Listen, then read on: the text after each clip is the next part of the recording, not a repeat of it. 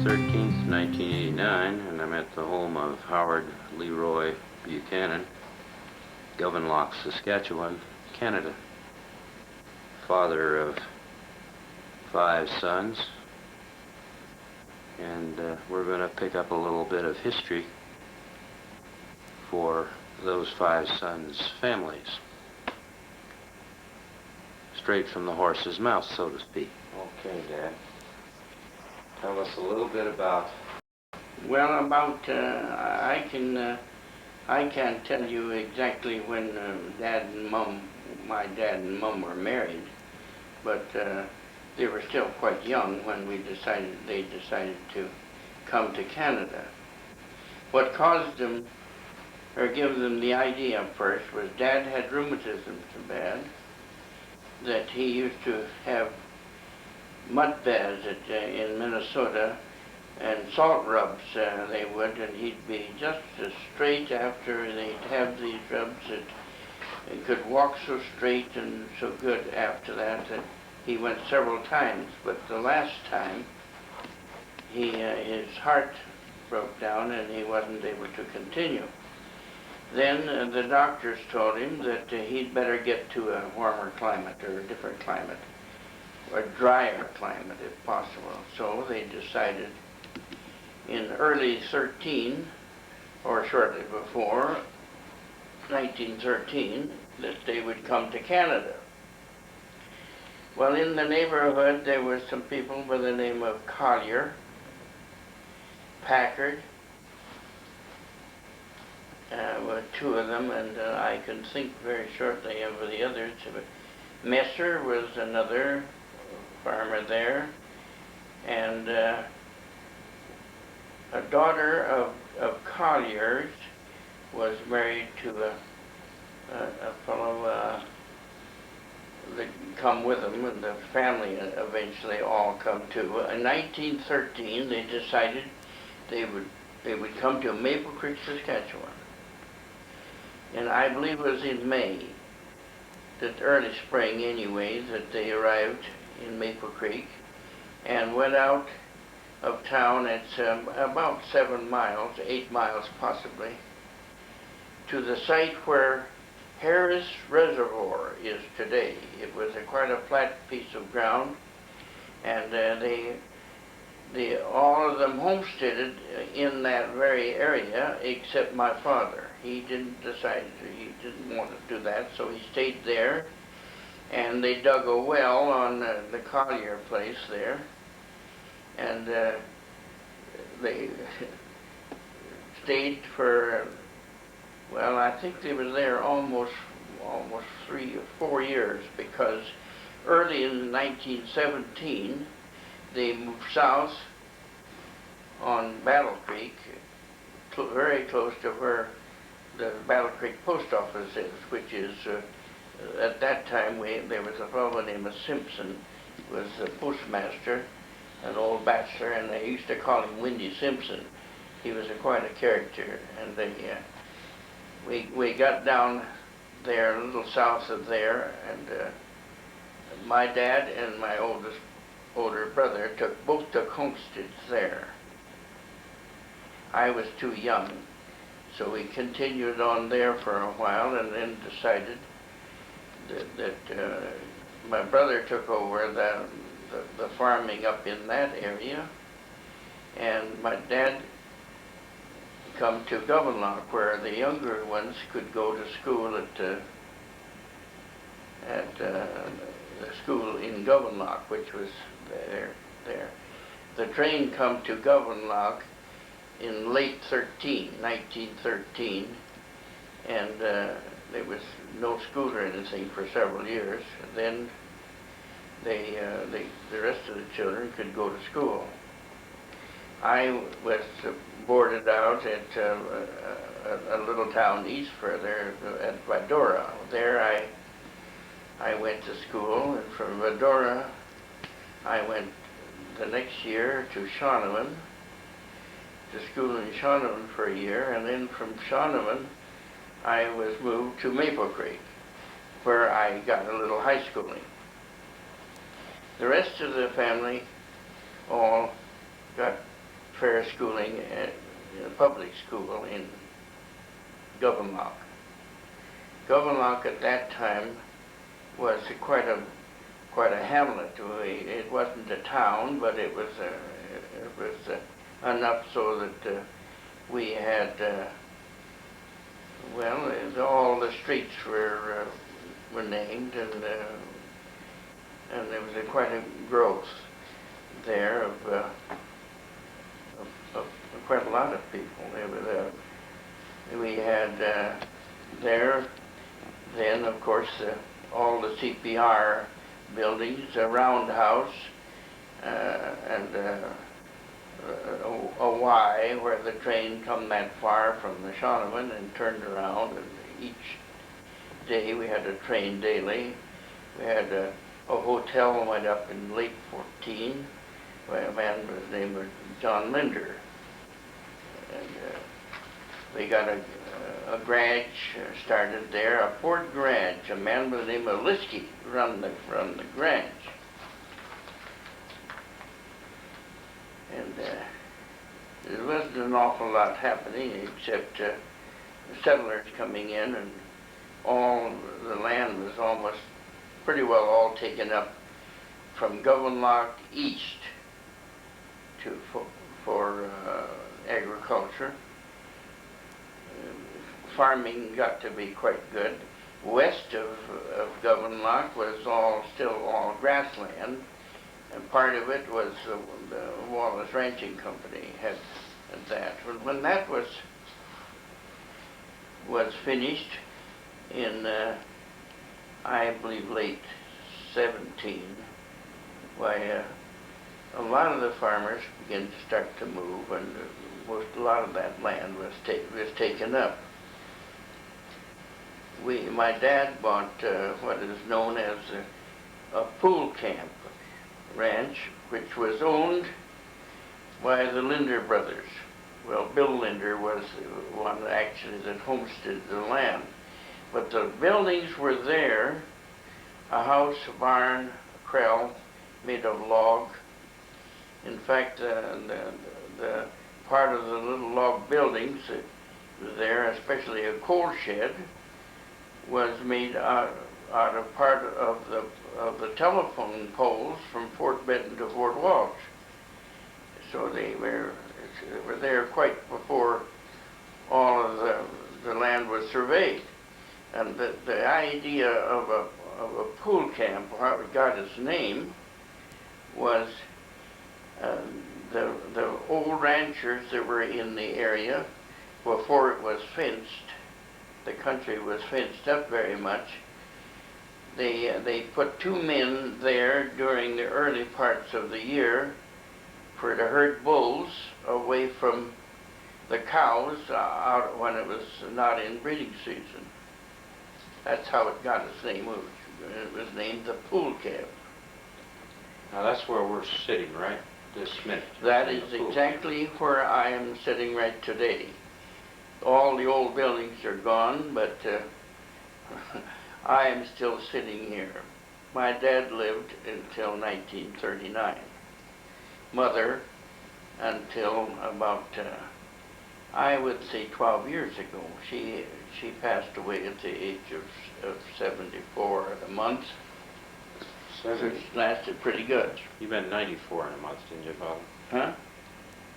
She was 94, wasn't she? She was 90, what did I say? 94. 94 in a month, actually. Yeah, you said 74, and I know that's... 94. 94 in a month. That's what she was in age. While we're on them, why don't we go back a little bit so that we sure gather all of that history right there of your mother and dad's family. Oh yeah, my mom and dad, they raised a family, actually a family of 7. The oldest of my family was Mrs. Moeller, Luella. She came to Canada as it seemed a little before I did. In fact, she married a fellow named Moeller, and Mr. Moeller was. When he first landed in Maple Creek, he took a job breaking land for a fellow by the name of Hammond. And their youngest daughter, oldest daughter, was born in 1916. So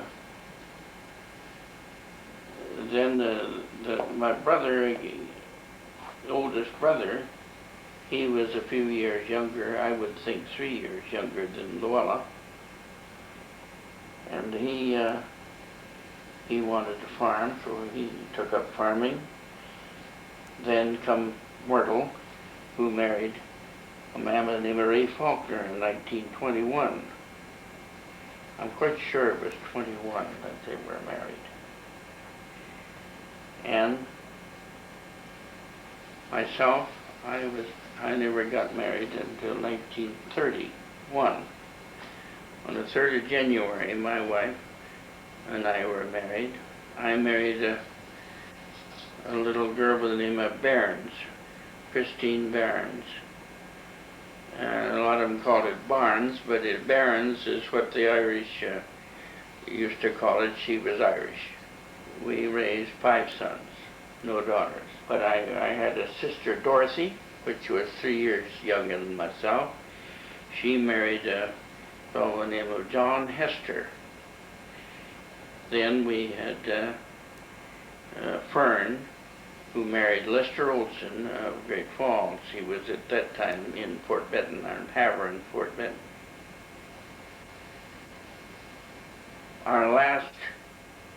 My last brother was born in 1919, in March of 1919 at Oldham, Alberta. He has now passed away. Also, Dorothy, my sister, has gone. Okay, can we go back beyond that, even back to the Minnesota, your mother and father?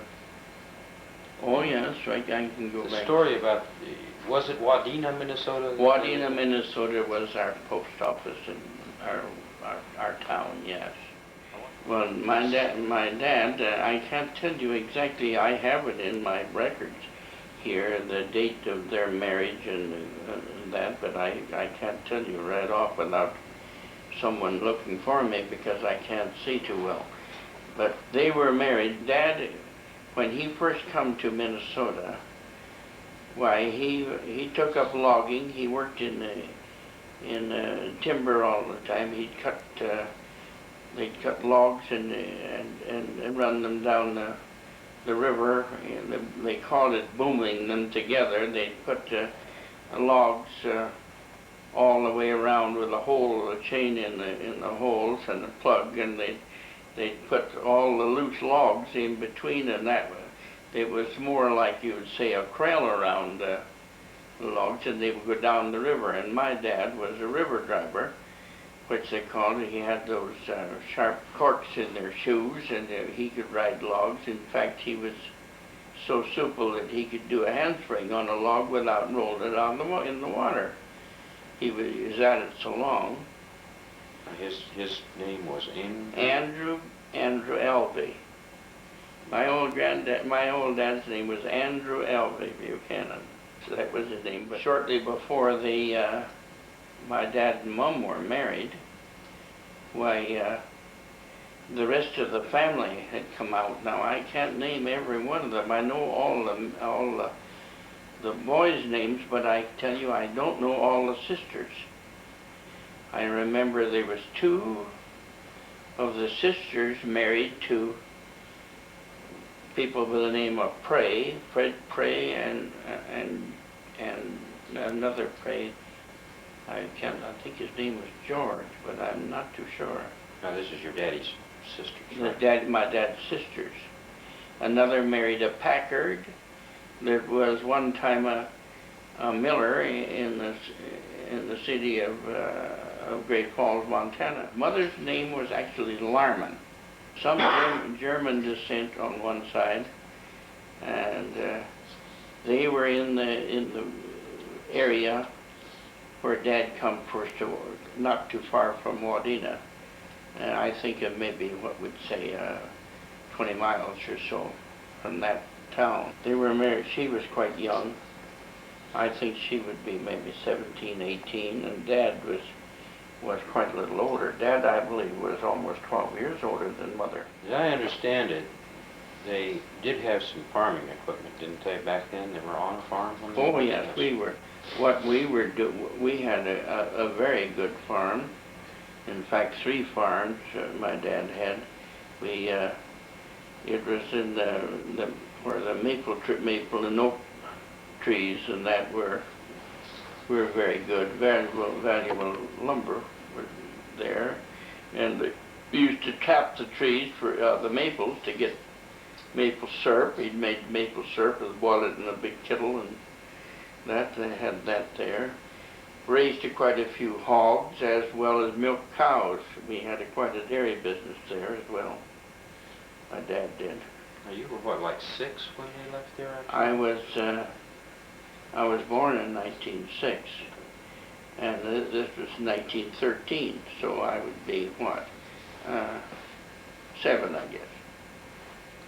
They ended up, they sold everything they had. No, we didn't, not at once. They decided they was going to come out, and they was to Maple Creek, or to this area where I am now at Govenlock in the end.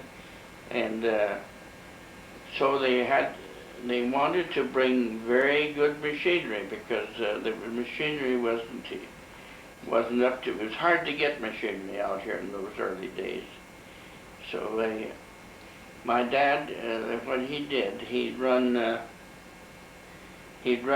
those implements through the ground enough to get them so they were second-hand, you know, to show that they had been used, and anything used could be brought across the line free of duty. So they were all taken apart then and placed in cars. And he had the papers for them, and they brought them into Canada, as well as some livestock. We shipped about a total of, I think, 4 carloads of machinery and building material, some building material. I'll tell you a little joke about some of the building material. He had so much of this hardwood, and he knew that in the old wagons that were used them days, where they had the big wood axles with a skein on the ends, which was made of good hardwood, and so he got a lot of that heavy hardwood loaded up, and he come to the car one day, and he was putting this in the car, getting ready to ship, and there was a piece stuck out. So far he couldn't get the door shut, so he took an old dull saw, and he tried to attempt to saw this hardwood off. One chunk he sawed it halfway down through, and his saw began to pinch and give him trouble, so he turned the stick over and sawed from the other side, but they didn't quite meet the two cuts. And he unloaded that at one car he shipped it into Govenlock. He unloaded it beside the loading platform. There wasn't anybody around there, and he loaded this hardwood and just dumped it off there and thing. And there was a new blacksmith come to Govenlock, and this day my dad went over to the blacksmith shop, and some of this was missing. He noticed it, right, and he see a chunk of this, and he noticed that it was his own wood that he had loaded, and it happened to be the stick that he couldn't get in the car closed on. So he went home and he got the other one. The next day I went with him. We was riding in the old Democrat, and I said, "What the hell are you going to do with that stick, Dad?" "Oh," he said, "I'm going to show this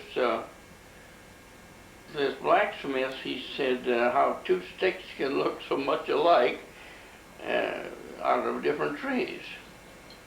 So he went over to the blacksmith, and he said to the blacksmith, he said, "That's a nice stick of wood you got there. Where did you get it?" "Oh," he named the farmers that brought this in to get his axle made. And He said, funny, I got a stick, he said, that looks almost like it. He said, he brought him over and he said, did you ever see it? Two trees that fit together so good. He set them in the socket, set the two together where he cut them, and the blacksmith didn't know what the devil to do. He had stole this hunk of wood, and the dad said, oh, what do you do? Well, Dad says, that's all right, I'll give it to you. He said, you can have it, but I said, I'd like to smarten you up a little on how trees grow. So he didn't get his wood back, but he did. He didn't offer to take the wood back. He let him make it into the axle for the farmer. But he let the blacksmith know that he wasn't so damn dumb that he didn't know his own material. He was quite a dad. In his later years, he had rheumatism so bad he couldn't. Rheumatism. It got so bad after a while that he just couldn't walk, and we had him. He'd sit in a chair for hours, at a time, and couldn't even get up to get himself a drink of water. He was sure a pleasant old guy. When you'd ask him what he could do for him, and feel sorry for him a bit, why he'd say, "Oh, there's other people have it worse." I don't know how much worse they could have had it, but he said people have it worse. So really, your mother was a real prime mover in the success. Mother was very active, very, very much. But she, just before they were leaving, the doctors told her too that her lungs may give her trouble. She had a terrible cough, but she was a working windmill, She worked like wild all the time. But when she did get in a drier climate, she got very, very much better. She got to be really hardy, and when he passed away, actually, she was quite a young woman, You remember when you were there going to school in Great Falls. Right. That she was quite active. Education and hard work and belief and honor. You bet. She your certainly personal did. Honor was the only thing. Dad was the same. Dad was the same kind of a guy, He friends. He made friends with a person. They were friends for life. He always knew that you had to have good friends, and he loved them all. And my old dad and mom, they believe there is a supreme being, and I do too at this day. So I think that maybe helps a little. Somebody up there loved him. There's somebody watching. Yes, sir, there is. I don't care. Well, what else can we talk about? Well, I can tell you a little joke that with my old dad. You'll laugh when you hear it. I'll bet you. There was a fellow, an old Irishman. He worked for the Great Northern many years and come to Canada from Havre, and he took up land. 5 miles south of where I am today. A fellow by the name of Mike Lynch. Irish as they made. And he saw my dad in Gowanlock one time at the blacksmith's, and he said, I want to sell my farm. He said, would you come down and look at it? Well, my dad went down and he looked at it, and he was quite satisfied. My dad had a few dollars, and I think he would have purchased this farm from this old Mr. Lynch, but he said to Mr. Lynch when he was through looking at the farm, he said, what kind of neighbors have you got here? He said to him. Well, he said, they're all, if I tell you the names or what he said about them, I'll have to do that, because he said, they're all bitches, kind of, but he said one, a man by the name of Kipke. And he said, he can be a dirty bugger. So Dad said, well, you haven't got very many nice people around you. Well, he didn't think so. Well, Dad said, I don't think I'll purchase this place today from you. I may think it over a little, he said, before I do any buying. He said, maybe I couldn't get along with those kind of people, he said. And we drove away, and Dad said to me afterwards, he said, you know, that guy is all right, but his head is going a little bad. He's forgetting that he's one of the Go ahead. one of the neighbors as well as one of the people that has to make the life go right. Tell you a little bit about his character. Yeah. My dad always liked livestock, and so we went mostly in for livestock. Herefords were our choice. We tried a few shorthorn, and today we breed some heifers, yearling heifers, to what we call a Texas Longhorn. The heifers calve easy, and then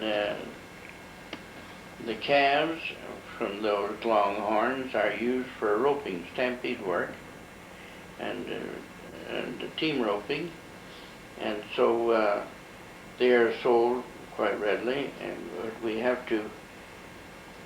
After that, the mothers of the Longhorns are bred back to larger animals, which are Hereford. Now you have some Charolais too, you said. Well, my son Tom here is with me. He has taken a fancy to Charolais, simply because the feeders love the Charolais cattle.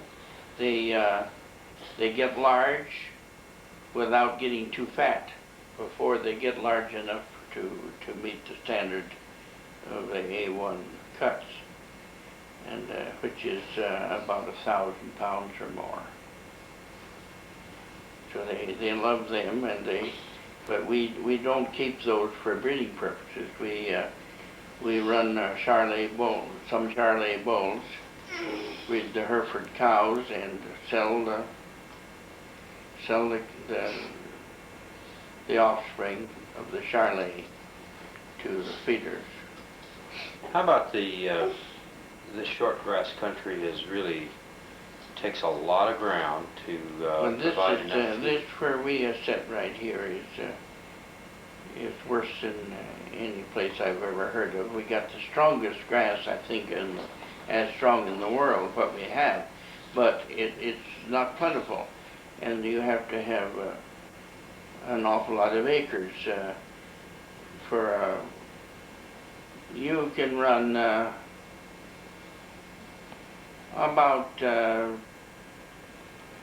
16 head to the quarter, or 16 head to the, no, you wouldn't get that. You get probably 20 head to the section of 640 acres, which was supposed to do a year, but we can only pasture anyway, we'll say about 6 months, so we get a little few more in it, in that way. The worst of this area where I am is to find enough feed for winter. And most of us try to have some irrigation. We have quite a lot of irrigation on this creek, and then we have some that we rent from the government, which is yearly. That kind of grazing needs, that's why you run, what, like 36 sections about, or? We have here with us, we had a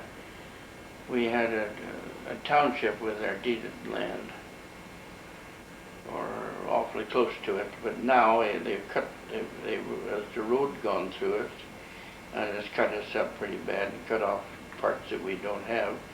So we have about 20 sections of crown lands in our deeded land. How many sections did you say? How many sections? We have about 20 sections of crown land, crown lease land, and 4 sections of deeded land. So you're running about 30 sections or round altogether. Yeah. As long as you can. But without that, you can't produce the cattle. Oh no. You gotta. You see, we have another little field of 9 sections that we have south here, which is now in the hands of young Leonard and myself, which is added to that. Well, let's see. What else can we talk about, Dad? We had a little girl come join you here. I don't know if you know it. Oh, gee, I sure do, and I love her, too. She's kind of watches after you, don't she?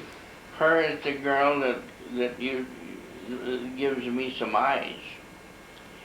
She unties my shoes lots of times, and I cannot get them untied. Her can untie them. She does a wonderful job. She tells me when my cup is full, when I'm pouring coffee, and she helps me. We make stews. We do lots of things, her and I, in this house together. She's a pretty good assistant. Her's a dandy girl. Betcha. She's one of my chief cooks. About the history right here at the pool camp, when you first got involved in it and how you made the place grow. Well, when I first come here, it was quite a struggle.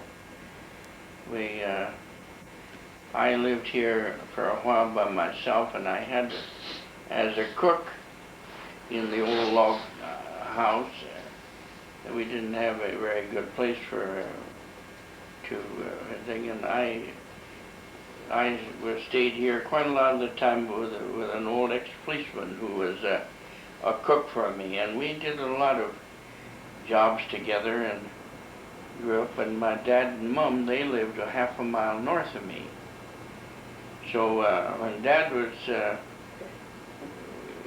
really quite sick with the rheumatism and that, my mother would lots of times pull up a flag, and then I would saddle a horse and ride up there to see what I could do. And that's exactly what was going on when he passed away in 1939. He was very sick, and she would give me the flag, so up, and I'd know when to go to help them. But this place was there wasn't a foot of land ready for irrigation on this when we first come here. So all there was on it is very little grass, because it was stocked so heavy within the small field around the building. But sagebrush was quite big, and I put in a lot of time chopping that sagebrush off when it was when we get frost, where the sagebrush would shear off with what we called the nads, and I'd cut this off and get it ready for improve for irrigation. And one time there was an old tractor sitting in the yard, and it gave me another idea. It belonged to a neighbor, and they'd left the country for some time, and it was stripped of nothing but just the wheels and the old part of the old engine there that was to give it weight. So I dragged that into the creek in a place where I thought a dam would be good. I dragged it in there with 6-8 horses, and sunk it in the mud in there, and from that I fastened 2 60-foot derrick logs, which were large, 60 foot long, and about 18 inches at the butt. I put them across to the shore on each side to a big post, and I got the idea that I would stop some ice, and I did. I made an ice jam when the spring broke up and flooded quite a bunch of land. So from then on, I started a little more, putting more earth in the creek and culverts in to take the water, and eventually got it so we have quite a lot of irrigation in this creek today. Now, you're a fellow that was forced to drop out of high school after the 10th grade. That's right. to come back here to help Yes, operate. well, I had to come back here when my older brother was on his own, was married, and my dad had no one to. When Dad was crippled, I had to carry on from then on myself, with the help of a wonderful old mother. She did everything. Going back to that 10th grade dropout thing, which is 19 when? What school? I left Maple Creek in my 10th grade. I finished my 10th grade. I would say it was 1919, but I'm not positive. 1919, I believe, because it was before Governorlock become the what we call the rum running days, when we had in Governorlock, we had at one time from about 20 to 23, we had 3 During the Depression, or the... sale rings, or sale barns of selling liquor in Governorlock too, and they sold it to the runners of, that was hauling it to the American side when there was prohibition there, you see. And you worked in some of those places? Yes, I got a job for a while in the one winter there when I wasn't feeding cows. I got a job in there of taking the whiskey out of the square boxes. The whiskey come in boxes of about 6 and 12 in size. They were very good little hardwood boxes. So I got a job at taking it out of there, and we'd put them in bags of about 12 to 20 or so bags of bottles in a bag, so it was fit to lift. So then these whiskey haulers could put that in their car, and if it was necessary, they could unload it very quick by just setting the bags off and get away from it before they were caught, I guess, was the object of doing it. Did the RCMP have much to do with trying to stop it, or was it all of the RCMP did not. I'll tell you, at that time we didn't have the RC. We had in Northwest. Saskatchewan we had the provincial police during that whiskey running days in Saskatchewan. When it was falling out of Saskatchewan here. Yeah, they weren't controlled for a while by the RCMP then. We'd had the RCMP long before though. And we have the RCMP now again, you see. But one of the points I was trying to get around to on this dropout situation, I know one of the things that you always told me was that you wanted to become a civil engineer. That's right. That was what was in my mind when I first went to school. And I enjoyed it very much. I got in with a fellow by the name of J.M. Spangler, who helped me an awful lot on my irrigation. In later years, I got so that I could read an instrument, and I first started as what we called a rod man. I carried the rod for old J.M. Spangler, who was actually an engineer. And then he'd teach me what he could drum into me. He didn't have too much trouble to persuade me that water was necessary, I'll tell you. And he was one of the better engineers in the country, and he got quite a lot of land developed. And of course the badgers after the gophers, so he undermined a lot of this land. And J.M. said to me, he said, will you hold a big plow for me? He said, they called it a Martin Ditcher, if I drive the team. And I said, sure. So we went out there, and we was going to lead the water out onto this hill. Well, when we got out there, he stepped in one of those big holes, and it was full of water, and he fell on his face in the mud. And he got up laughing and he said, "Isn't it wonderful stuff?" he said to me. Well, I'll never forget him because he didn't cry about getting wet and soaked as long as he was doing some good to the land and raising something. He was quite a man. That property that you're just referring to right now is the property that is making hay available for hundreds of people in this area now. Well, I'll tell you, when the old CCF government took hold from the Liberal government, we had the Premier Nollet, and he understood what was required in this country.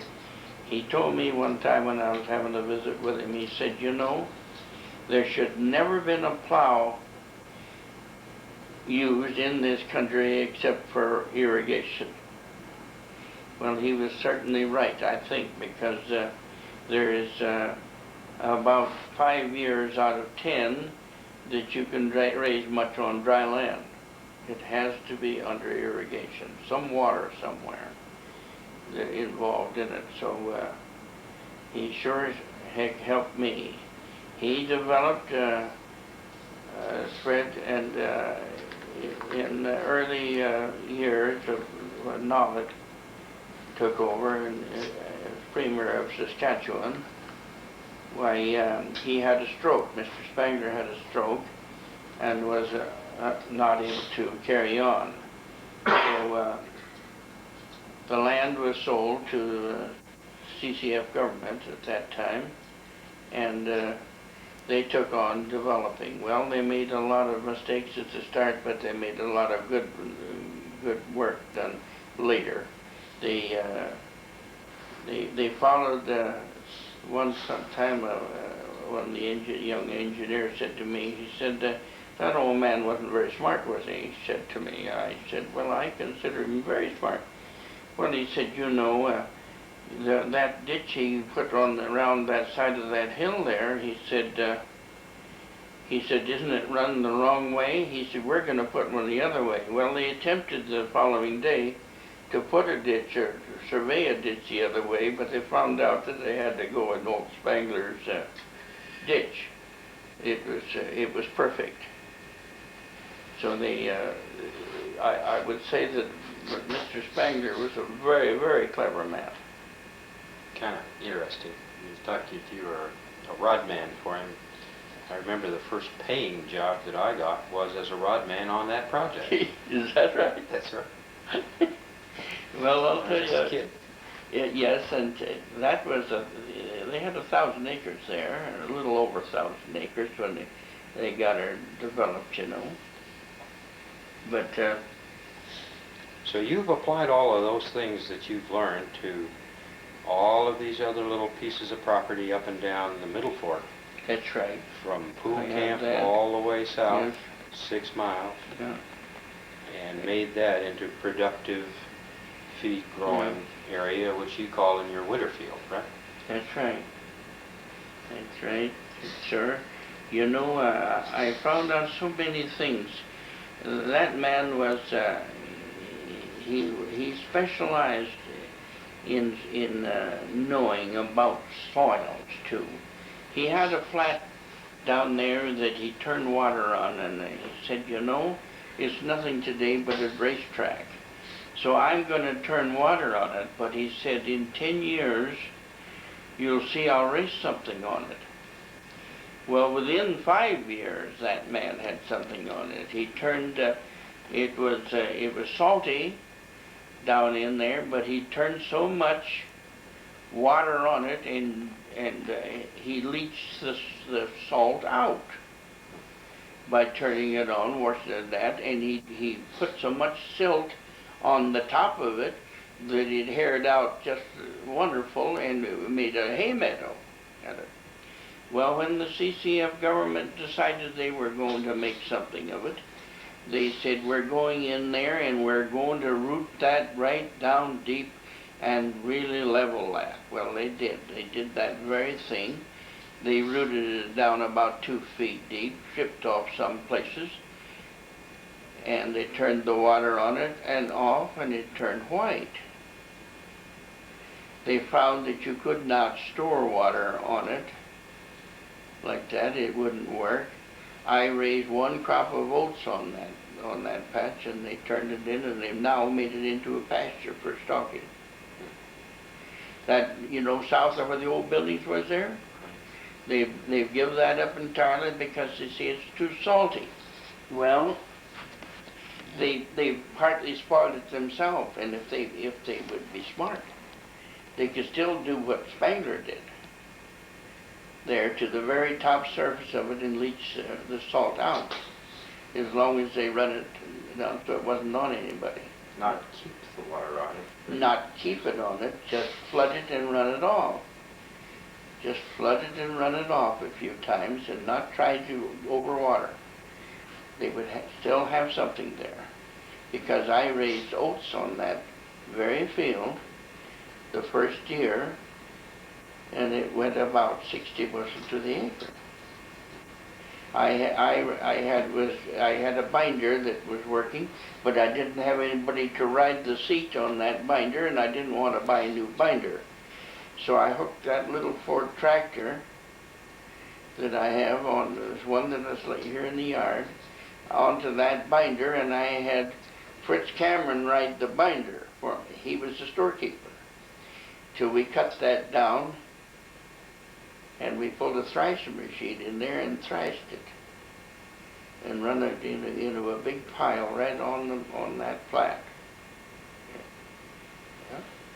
Well, they've given that up entirely. They say it's too bad. It's no good now, simply because they ruined it themselves. Let's see here. But old J.M., he had some wonderful ideas. Wonderful. And they worked, I'll tell you. Well, you had some other people in this area that understood a little bit about irrigation too. Peachy, didn't he have some? Oh yes, well, Peachy did. I have the land today, but he, or Tom has actually right now. But he could have. Of course, he didn't have the big machinery that we have today. I hired some big machinery to cut out some of the. They were 3 flumes that were taken out in one flood by ice jams against them, and just took one flume and lodged against the next, and took 3 of them out in one spring.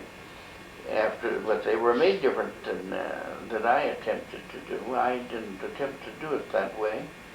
I instead of going over the top in a trestle, I dug a deep hole underneath the stream and let the stream go over the top of my pipe, and it's 4 feet higher on the one side, input side, the input intake, than it is on the output, and it goes through there just like a big wiener. You can turn thistles, weeds, and stuff through it, and it'll come out just like a big sausage there, and it works wonderful.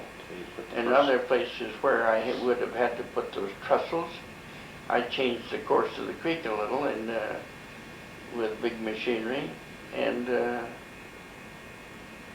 then filled the place where the trestle was with earth. Where'd you get the idea for the siphon ditch system? I got the idea from J.M. Spangler. I helped J.M. Spangler install one of those, which is where when the government took over, they did the very same scheme. They followed and laid a second culvert right alongside of the one that J.M. Spangler and I put in. So it's double the amount of flow down the canal. All you have to have is about a foot-sized hole or smaller in the bottom of the siphon so that it drains out. Well, I'll tell you what we have there is just a place that you can drain it off, and when it gets so it drains off in cold weather, you can drain it off. And if it's deep enough, it doesn't have to be that either, because all you have to do, and sometimes is pump the top off a little, And so there's an airspace, and the culvert's round, and if it freezes any at all, it just rises in as long as you get some off the top. As you keep it out of the bottom of the Yeah, that's right. over itself. But it's down so deep, you know, that it doesn't bother. But when you find frost in this country, if it's moist at all, the ground is moist at all, it'll go 6, 7 feet deep on it. Oh yes, yes, you bet.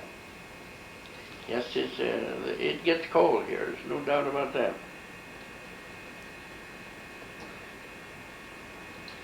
The Cypress Hills is a kind of an oddity. I've had the pleasure of seeing it on service we call satellite service. We call the Disney Channel more than once. Is that right? And it's a geological oddity that sticks out in the middle of the prairie country. Mm-hmm. And kind of like a king sitting up there looking over a great big dining table to the south. And that is a totally different kind of country, isn't it? And that's, what, 35 miles from here, about 30 miles? Well, 30 miles to the top of it is correct if we would go straight north to it, yes. Yes, Cypress, if we go to the site where the Cypress Park is, it's a little further. But up to Fort Walsh, which is in the dead of the heart on Battle Creek, in the Cypress there, why that's not only about 30 miles. I guess that's... Well, I'll tell you, Fort Walsh, I got quite a kick out of going up with some friends up to Fort Walsh several years ago. We drove in there, and of course, there was a lady. We couldn't drive right down to where the fort is. We had to park up on top of a hill. We went down this little drive, and had the entrance was supposed to be the entrance of the park, where you had to call in under supervision, and there they told you what was there. And this little girl was telling me all about what was at the Cypress Hills, Fort Walsh in the early days and that, and she said, have you ever been here before? Yes, I said, 35 years ago, I rode broncs out of this goddamn corral down here. What? Yes, I said, there was no RCMP there then. They had already moved from there to Maple Creek, and this is the spot that was taken over by the name of Jack Buchanan. Oh, she didn't know that. Well, I said, that is a fact. Jack Buchanan, it was the land at the beginning of the place was owned by Woodin Anderson, an old rancher, and the buildings were there. Jack Buchanan moved in there, and he built a barn there, and we'd have these little show there, and then they would have a dance in the loft of this barn. I can remember it so well. At that time, I was kind of in love with a beautiful little girl that was there. Her name was Dolly Ross, or Morris Ross's daughter. She was a heck of a nice little girl, and really cute. And I said, we were up at this dance, and I got a toothache, and a guy come along to me, and he said, if you could put a pinch of snooze in that tooth, he said, it may help. Well, I tried snooze. Another one said, just a shot of rye or something might even help it. Well, I attempted to try a little of that, but it only made me sick, so I didn't do too well at the dance at all. But I still sat there and took it in, and we had a guy that was playing the saxophone up there, and there was places where you threw hay down to the horses, and I can remember him kind of reeling back, and I don't know if he'd had one too many or what, but he was a very good musician, and he blew a big horn there, and it went over backwards, and he fell down, and he fell right down in front of some horses in a manger, down with his saxophone at that dance. Yeah. That old Fort Walsh has a history about the really goes back to when Custer was defeated. Oh yes. Down in Montana, and the Indians came north. It has quite a rich history about that, which I'm sure you don't want to go into, or you may want to. No. Some of the things that you do know about, but Well, you see, Mr. Faulkner, now, he was one of the early men in the Cypress Hills as a rancher. now we're talking about Ray, correct? That's Ray Faulkner's dad. Okay, now this is And your... he had even been at the gold rush, you know. Now this guy is Ray, the Ray that we start off with, and then you go to his dad is... Ray Faulkner was married to my sister Myrtle. But when they first come to the country, Ray wasn't born, I don't think, at all yet, you see. He'd be too young for that. Ray had just passed away here a few days ago, and he was what? He was 89, I think. 88 or 89. So this is back, I don't think Ray was there. I think there was only Ori, the oldest one, and another one that married a farmer that used to be out north of Senate there. A girl there at the time. But anyway, I've heard this old man say that his wife, when he was away, there was one of those leading Indians on the prowl or so, but they called in and they never offered they just asked for something to eat. They didn't try to molest anybody at all. They were, Mrs. Faulkner would give them food, and they'd go on, and maybe they'd give her something, or some relic or something that they had in trade, you know. They meant to be well and good with her. The RCMP handled that situation in an interesting way. They didn't, Indians weren't allowed to be armed at one time up in this country at all. Nobody was really. I guess not, no. But no. They handled it with a very small group of people, and because they weren't acting on behalf of the United States, they were acting on behalf of the Canadians. Correct? Yeah. Yes, I think they won an awful lot of credit by the way they did it. It didn't turn out to be a slaughter at all. You know, they tried to keep all that down, but I tell you what they took in with them an awful lot. They took in some wonderful old scouts of Indian and Scotch breeding with them the Cypress Hills as guides at that time, and that helped the RCMP an awful lot, I believe. People who knew the traditions of both they knew the Indian people better than anyone because they were part Indian themselves, and they had an education in English, you know, that helped them an awful lot, and they could cooperate with the RCMP.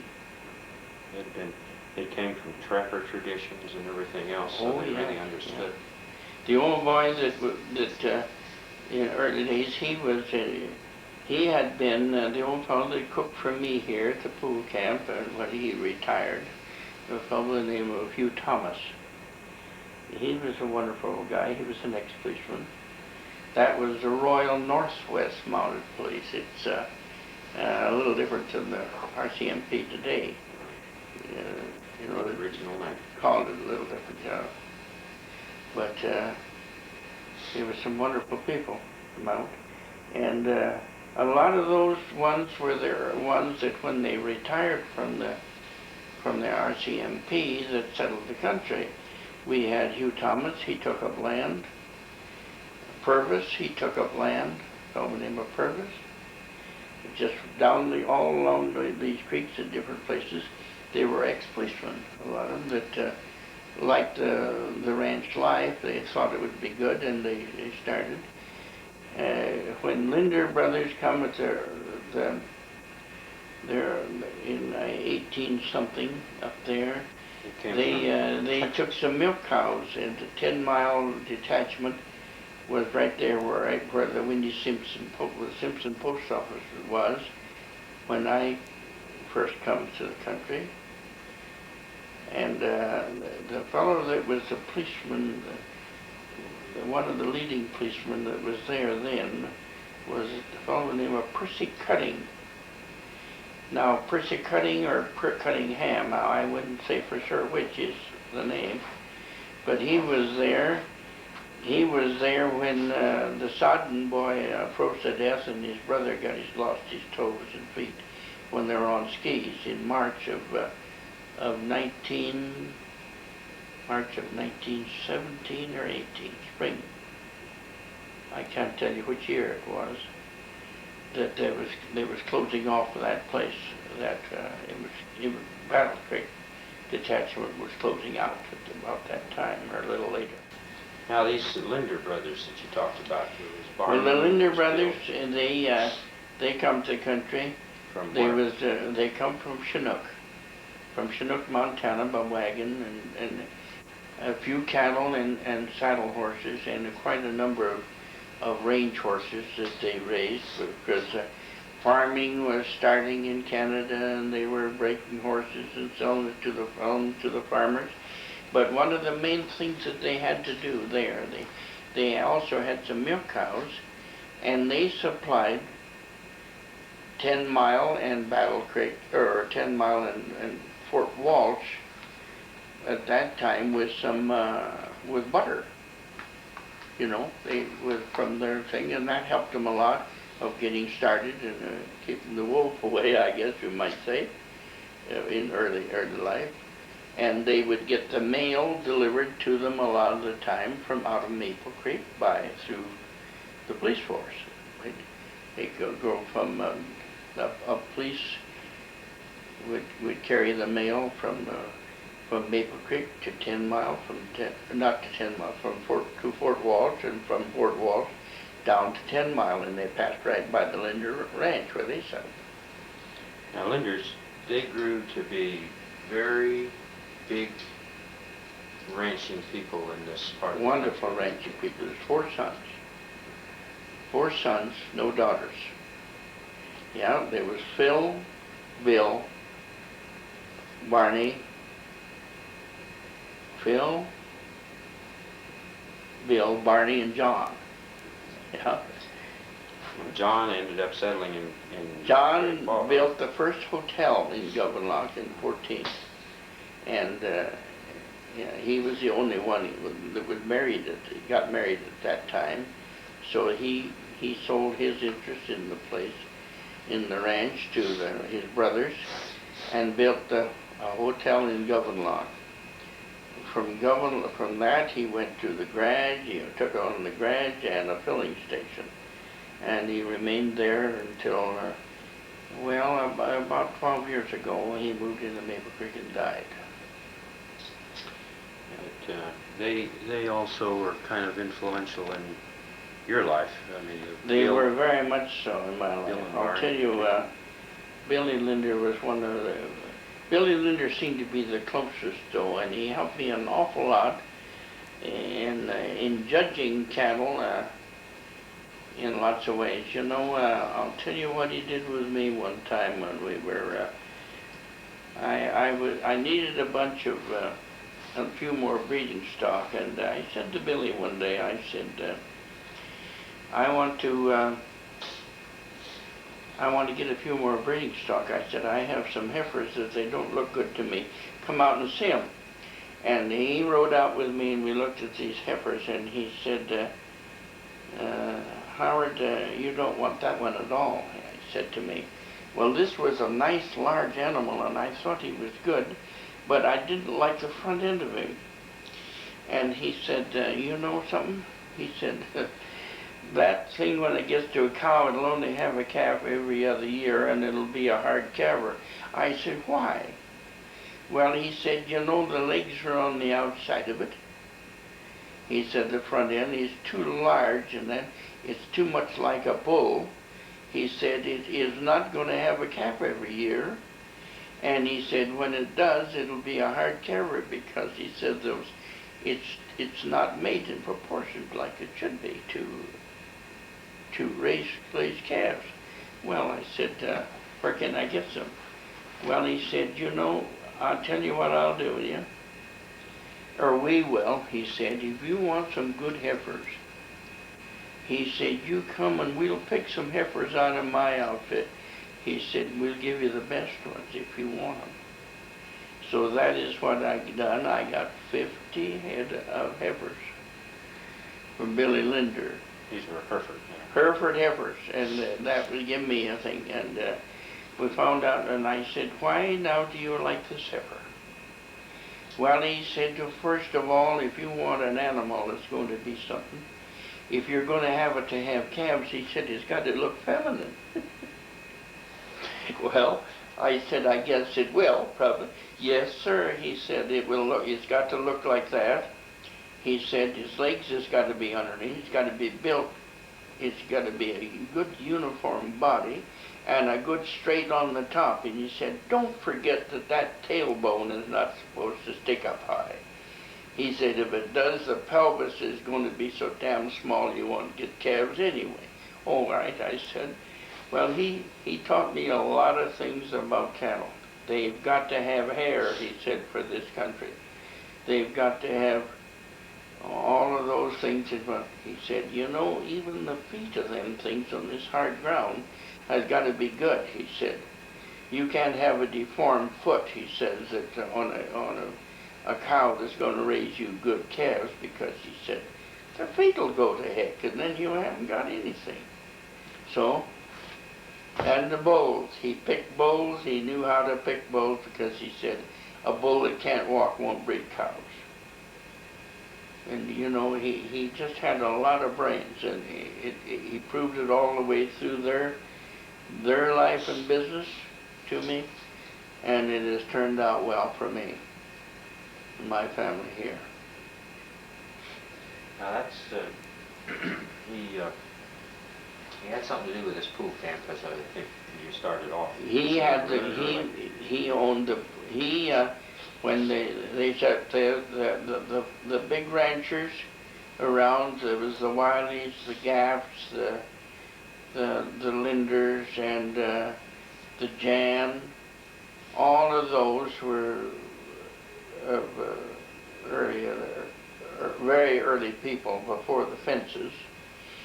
And this was open land. They open land. Well, they built this a barn and a corrals and a fenced a small area here, not on no township lines or anything, because it wasn't surveyed.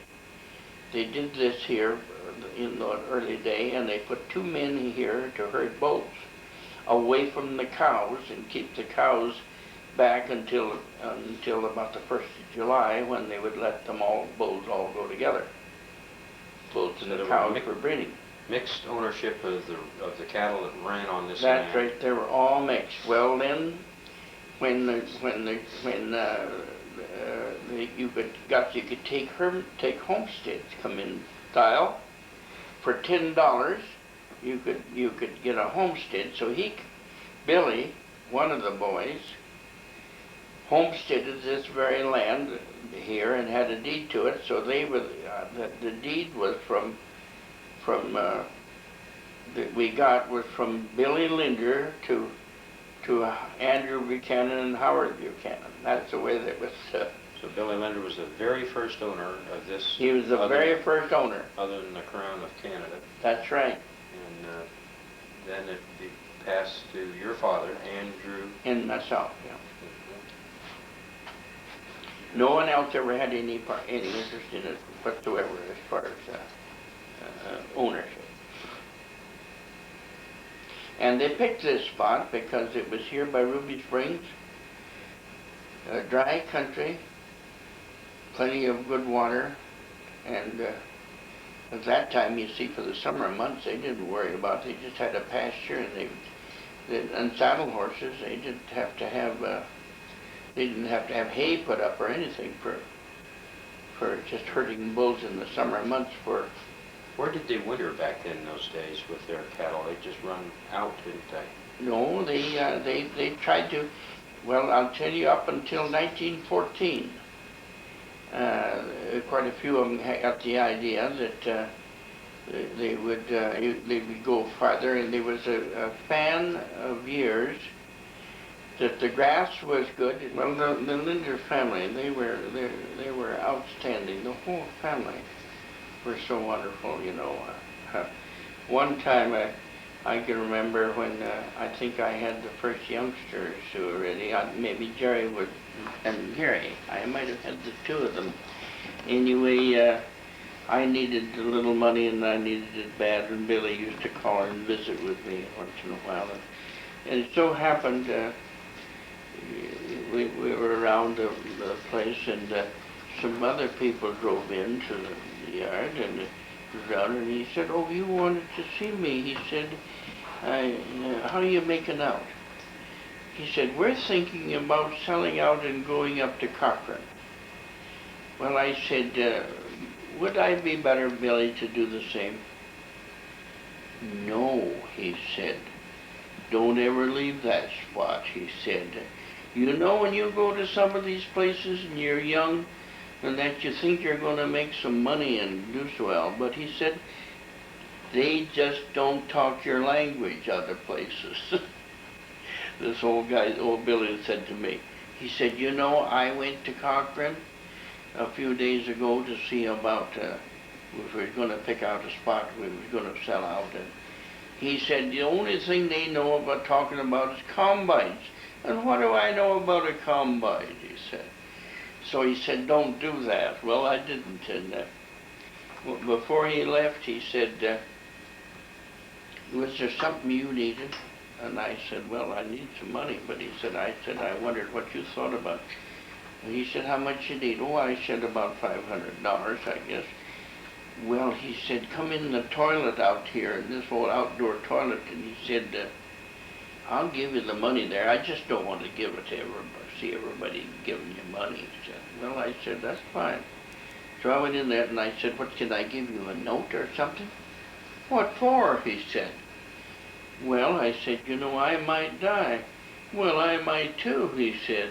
"I might die and not need it, and if you die, you wouldn't have to pay it." But he said, "You know, I don't need it. And I know I don't have to give it to you. I'm giving it to you because I think you could use it." Well, I said, "I'd like that, but I'd like to give you some kind of paper." "No," he said, "I'll take no paper. I'll just give you the money, and when you get her someday, you'll be right back to me." That's the kind of a guy he was. Word is your bond. Yes, sir. He was really a wonderful guy. The whole family was made of the same kind of stuff, you know.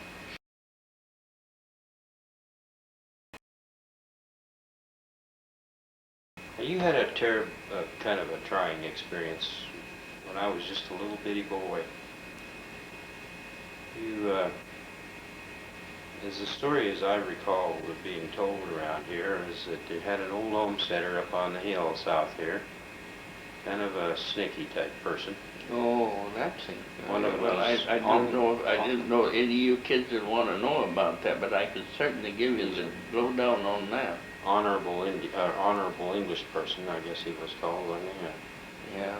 He was Oh, he was kind of cagey, kind of a guy, but you'd think he was been okay, but he hadn't been taught like I had been taught, to be honest and decent. One time I had put up quite a lot of hay.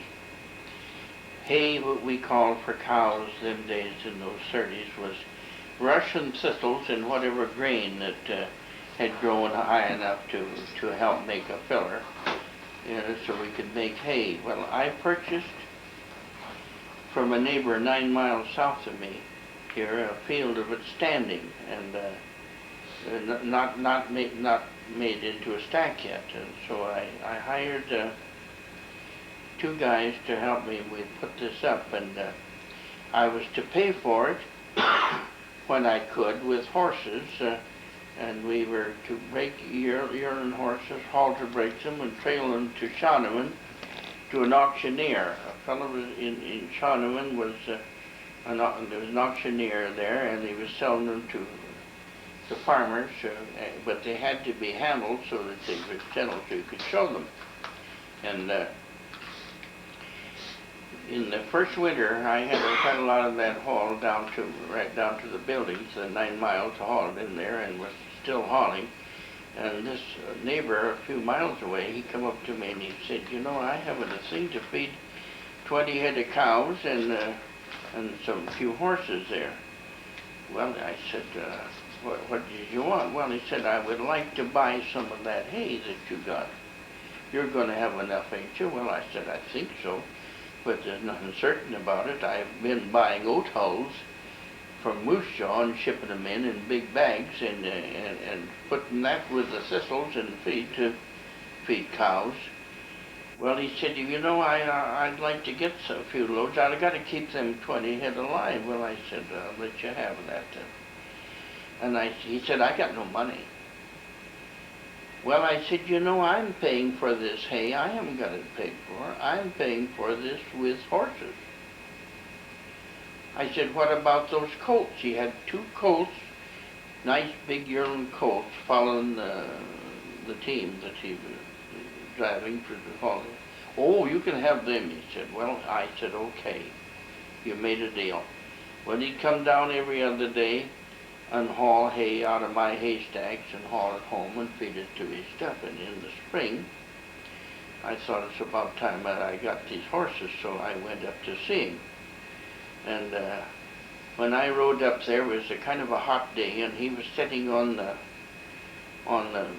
banking of his house, and he had a little board outfit packed up around the house for the winter months, and they made a little shelf just for like a seat, and he was sitting there in his stocking feet on this banking, and I said I'd come up to get those horses, and he looked at me and smiled, and he said, I'm not going to give you those horses.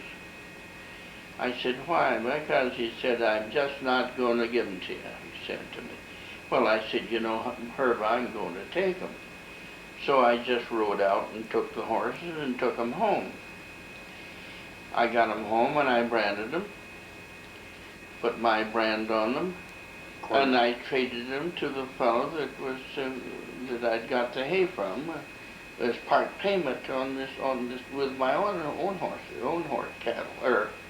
horses. Nothing was done until fall. In the fall, I was working on a road, and I was driving 12 horses on one of those old-fashioned graders. They're not motor graders; they were old hand graders. And the man that I had got the hay from, he was operating the grader. Well, it's a perfect chance for this to happen. We were stopped right on the road, and the RCMP arrested the 2 of us for stealing horses. Me for stealing horses, and him for being in possession of stolen goods. Well, he said, did you get those horses? Certainly, I said. I went and took them. They were mine. Oh, no, he didn't know anything about it till it was stealing, so they gave me 5 months in the Regina Gaol with just a JP and nothing. Well, then I got a lawyer after I got in there, but I didn't get any results until I had done 4.5 months in the damn jail before I got the results, and then they proved me innocent.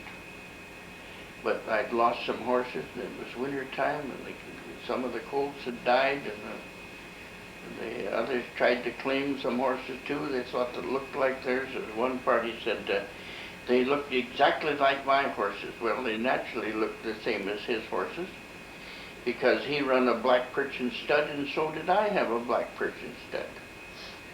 So they naturally, and I didn't get anywhere, and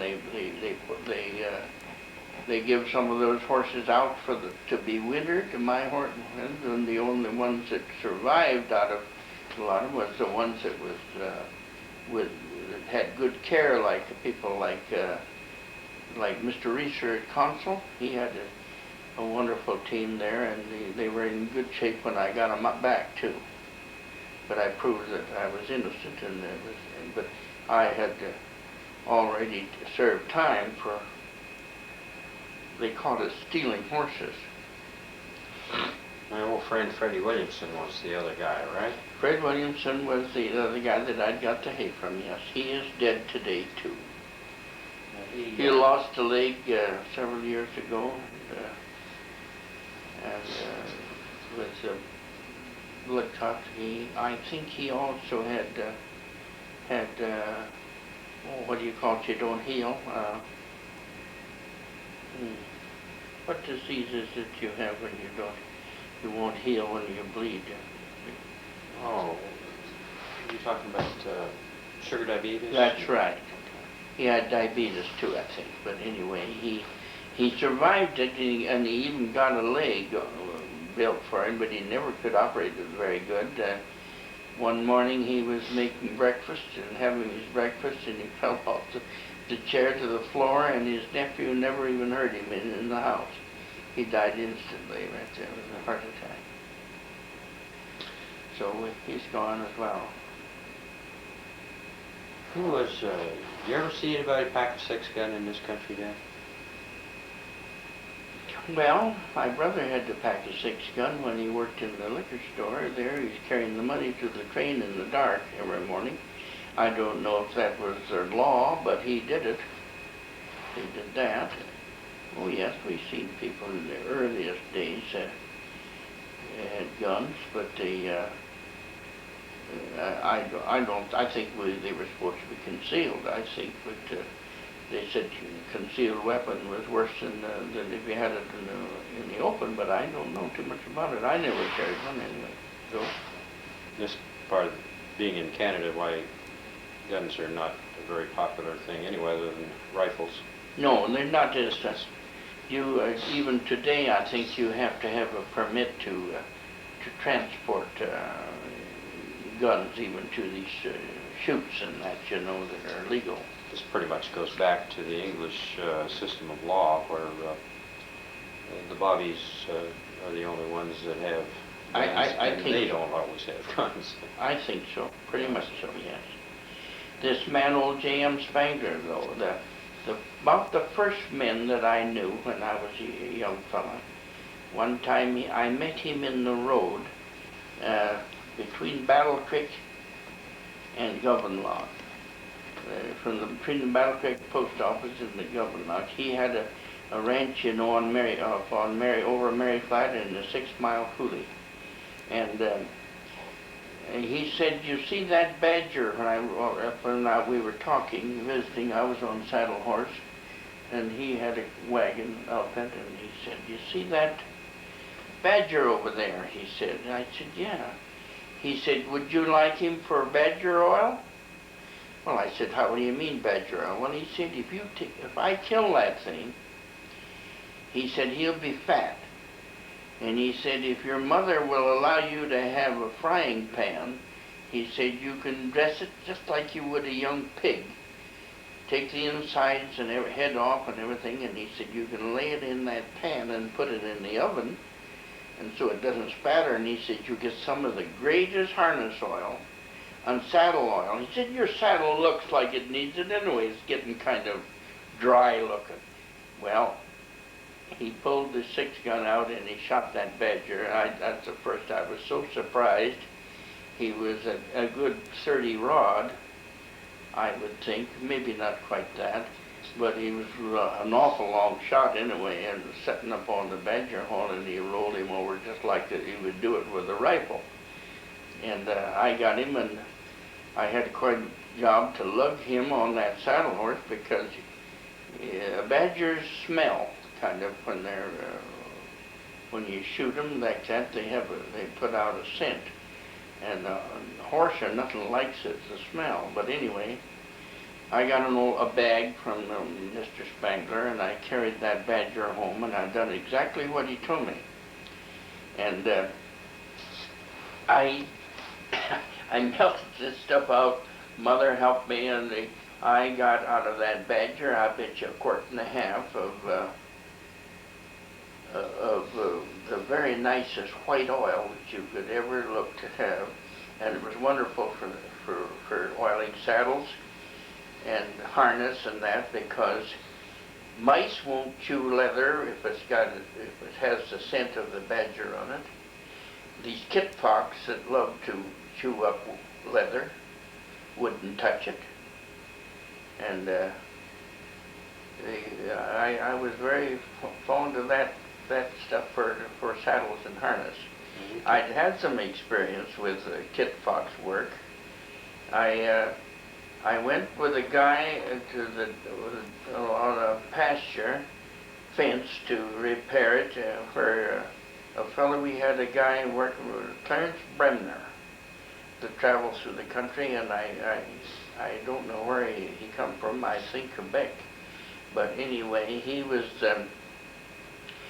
in the country, and Dan Hammond hired him to dig some post holes along this fence to repair the fence, and his son and I went down to rebuild it with new wire on these posts. And when we got there, it was so badly out of line that we couldn't get even the wire to go to the posts. They were 1.5 feet out of line, a lot of them. So we camped there in a cart and tied the saddle horse up and hobbled the horses and turned them loose, and we stayed all night there.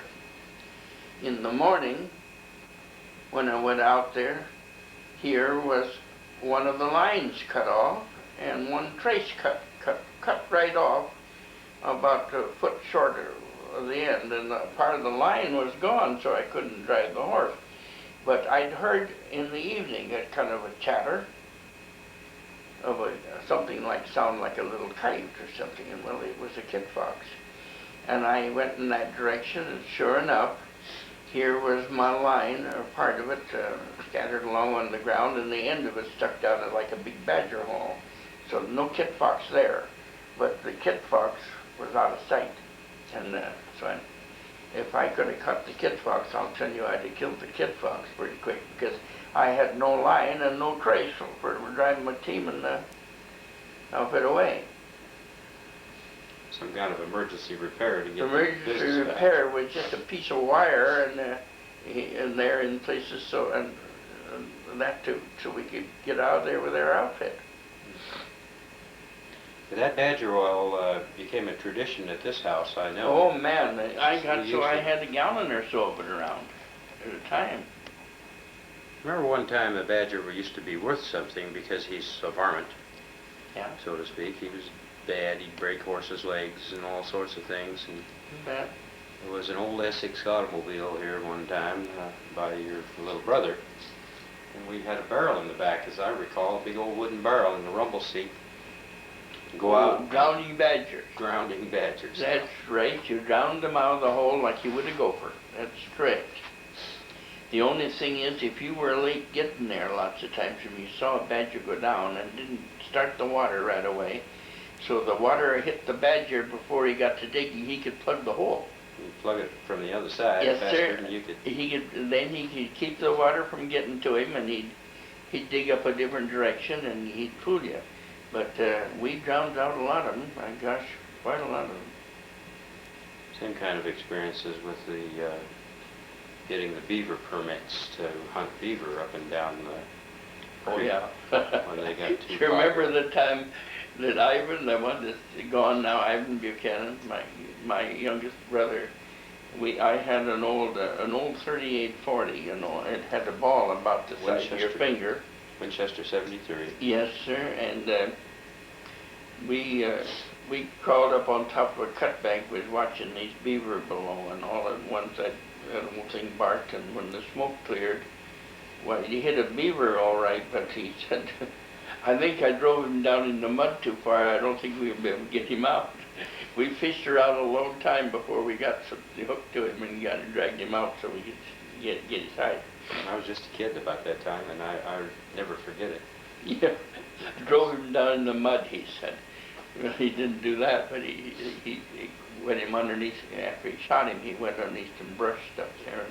I remember that old rifle hung on the ridgepole of that pool camp when log house for years and years and years. Yes, sir. And you know when that we had that terrible windstorm that come through here that took that new barn with the loft in it? I had a small barn with a loft in it. You remember? They blew that down and carried it over in the creek, and it took 3 logs down on that log bunkhouse. Yeah, that log bunkhouse was just the way it was built years ago, wasn't it? Wooden, Yes, sir. A root cellar underneath it, and a dirt roof. That's right. It had almost like slabs, really rough boards on the top of it, and then it had tar paper, a layer or 2 of tar paper on that, and then earth on top, and all around the eave, and there was a little pole fastened to keep the dirt from running off. You remember? Right. And they filled it up, and you know, they didn't leak until lots of times for many, many days after they were first put up that way. Worked pretty good, but later in years, some of them, for the rains lasted about 3 days, why, they'd begin to drip here and there, and then we'd have to set a can underneath the liquid dripping spots. Yeah, but that wasn't just an ordinary old dirt either. It was that old greasy stuff that came out of the sloughs. Yes, it was high what we alkaline. call hard pan, and you know, water won't sink in, won't penetrate in that hard. That was quite a.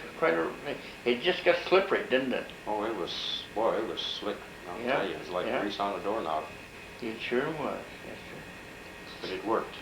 And that old place holds so many old memories. Even as after you rebuilt a new house. Well, when we still had the old bunkhouse, I remember in there, Fred Williamson we had it petitioned off, and Chrissy and I lived it, you kids in one room there at nights, and we run a cot in this little L-shaped place, and Fred Williamson was sleeping there, and in the morning, early in the morning, the sun was starting to come up, and he called me and he said, Howard, I want you to see this animal, he said, here. I went out there, and here on a web hanging down above his head was a black-widow spider, and that spider, I'll tell you, was as big as a big pea. Just with a red belly, you know, that big old spiders. So we put him in a sealer. And I can remember that so long. We wanted to see how long he would live in that there thing. And I don't know what happened to that spider in the end. If he died in there, he must have died in there. Whether he raised a young in there and thing, I don't know. Yeah, I remember it being displayed. Yes, sir. Because he was a bad fellow. Well, they're supposed to be poisonous, you know.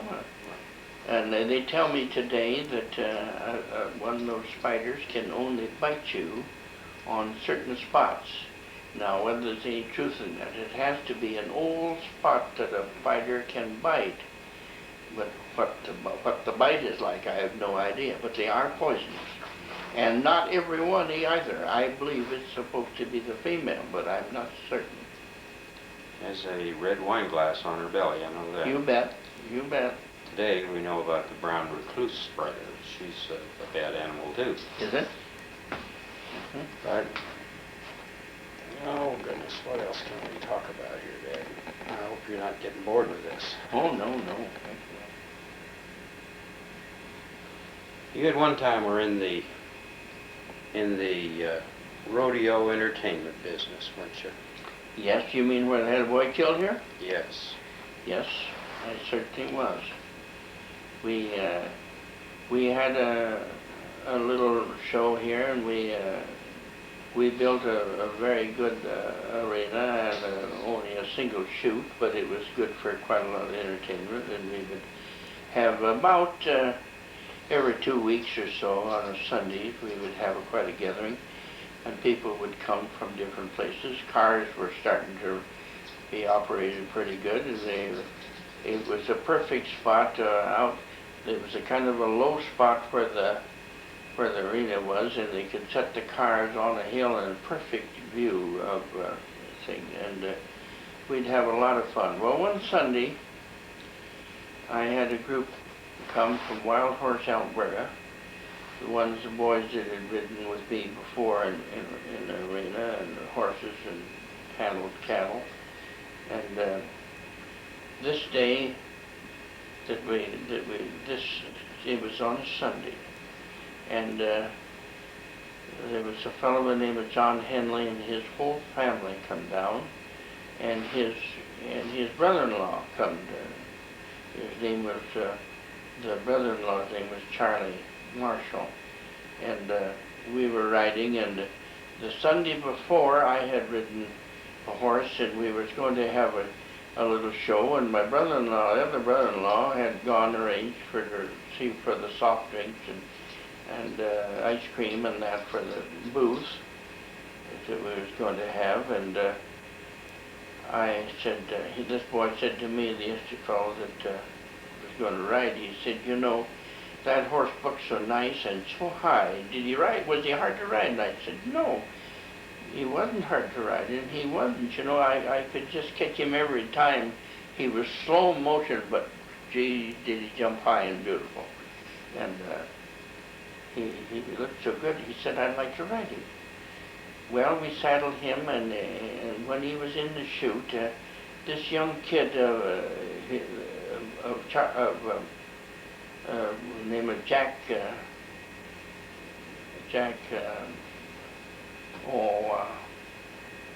his nephew, the boy was going to ride, his nephew, and he said, here, he said, take my watch, he said, in case I don't come back, he said to him, that he didn't want to get it broke, his thing is a nice new wristwatch, and he handed it to this kid, and you know, he rode that horse wonderful. But instead of waiting for a pickup man to pick him up when the horse quit bucking, the horse just run in along the fence line of a round corral, which was about arm's height from the saddle. It was a high corral and good. And he just threw his hand over the corral like that and grabbed the top rail. And that old pony just sucked back and went the opposite direction and caught his chap over the horn and threw him down on the horse's flank. And he put a hand against the old horse's flank to protect himself, and the horse hit him, kicked him in the face, killed him. And my God, it was something terrible. We couldn't get a horse to him to get him picked off. There's just a crowd of about 20 just blew to that horse, and we got him off, and I held a stick between his teeth. His tongue was swelling, and his face was bleeding terrible and unconscious. And we started for Havre, but we just got 17 miles just across the border, and he died. So it spoiled our picnic, and we never after that had any of those years of fun like that anymore. We just quit. We didn't indulge in any of those little fine shows like that anymore at all. And it took something out of me that I never enjoyed a rodeo. I didn't mind riding, but I was more scared of other people getting hurt than I was myself after that steamer. There was something about it that it sure bothered. And I broke a lot of little horses here of different breeds, and that I run a thoroughbred stud, a small 950 stud thoroughbred here that was ideal for the size of polo horses and that, and they sold well, and they were ideal. They were very fast running and fast bucking, and they could certainly buck. And some of them, when I first started out, and before I had children, here my wife, Christine, she rode a little black horse. We called him Nitchy. And she'd ride that horse, and she'd ride with me when I went out of the corral the first time, lots of times. And she'd get between me and the barbed wire fences and different things that I could get hurt on when the horse was bucking. She was a wonderful little woman, I'll tell you. She didn't get between you and the rocks on the ground, but she did get between you and the fences that might Yeah, cause a horse to she never lose got something. between me and the frozen cow manure and the stuff, and I'd get bucked off on it. And the rocks. But she certainly kept me away from the barbed wire fences and the pole fences and the bad spots in the creek where an old pony would jump right off into the water when it was running dry in the spring, and that she was there. Well, that kind of explains some of the precautions you always took with us kids. We never were allowed to do bronc show stuff. We were allowed to ride some steers occasionally. Oh yeah, but I didn't want to see you fellas get hurt. You know, I'll tell you today, it's a funny thing, but where I had a muscle tore out of a leg, my right leg, and that, they took me to Havre to get it sewn in and fixed it. It never has been the same, and you know, the bumps that I got in some of those years are the first ones that hurt. Yeah. Now that I'm older, and I'm certainly glad that I kept my boys away from it as much as I possibly could.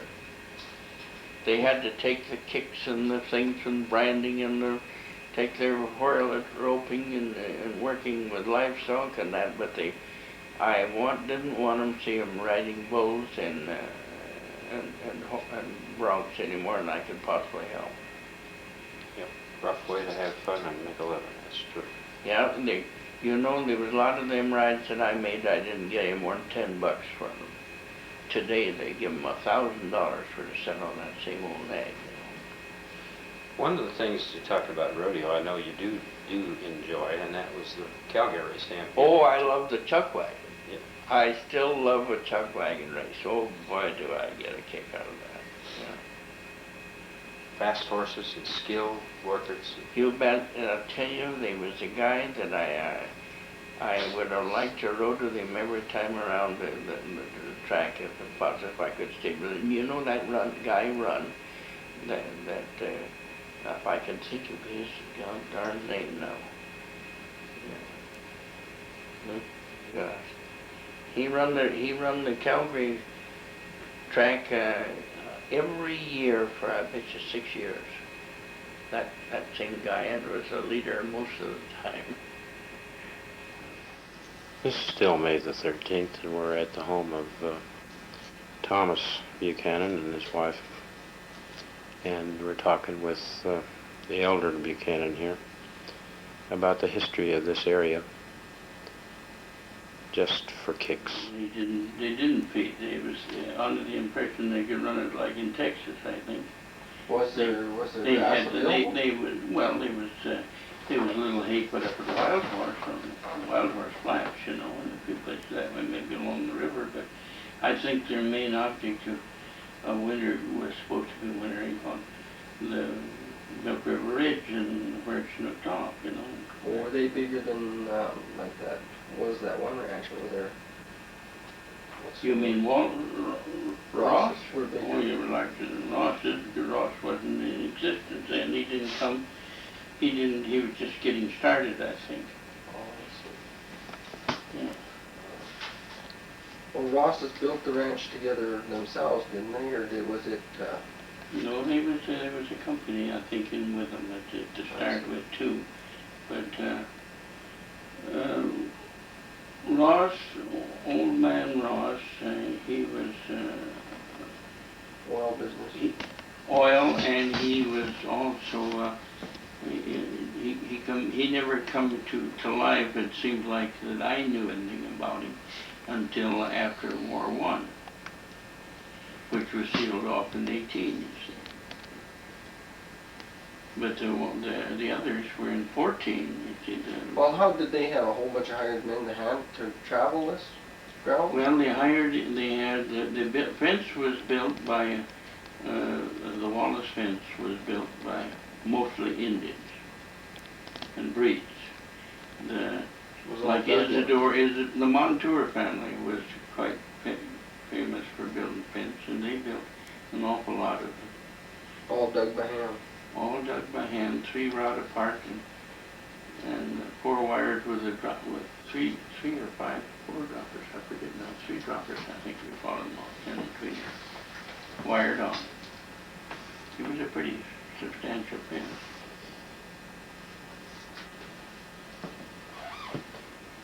You know, I knew in the Wallace family, there might have been more that I never got acquainted with, but I knew Isla Wallace and his brother, who was a great piano player.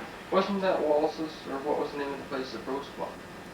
That was Isla Wallace. When he threw it, he tried the Q, he tried different places after the old people went broke.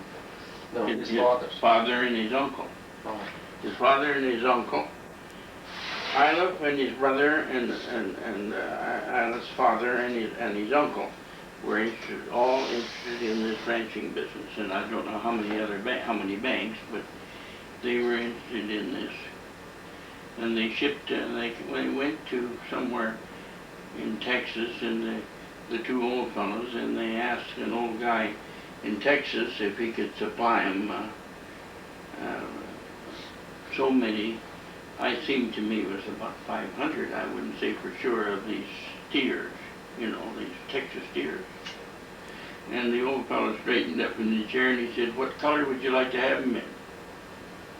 He asked them, and Isla told me this so many times. He said, "We had no damn idea that man had that many cattle when they went to get these cattle." There was a rancher had these. An old rancher in Texas, and he said, "What color would you like to have them in?" He had enough that he could slide them in any goddamn color. See? So it was quite something that Isla mentioned this. And I'll tell you, one of the brothers, Isla married an Italian girl. And where she went to, I don't know. And then he remarried later. And he died up here in the Hat. He took over the place from Wiley's, where Roche purchased later. And that was the last, and Isla then settled down in Medicine Hat. But his brother, who was married to a sister of Barney Simpson, she was a Mackay. They called it Mackay, but Mackay, part Indian.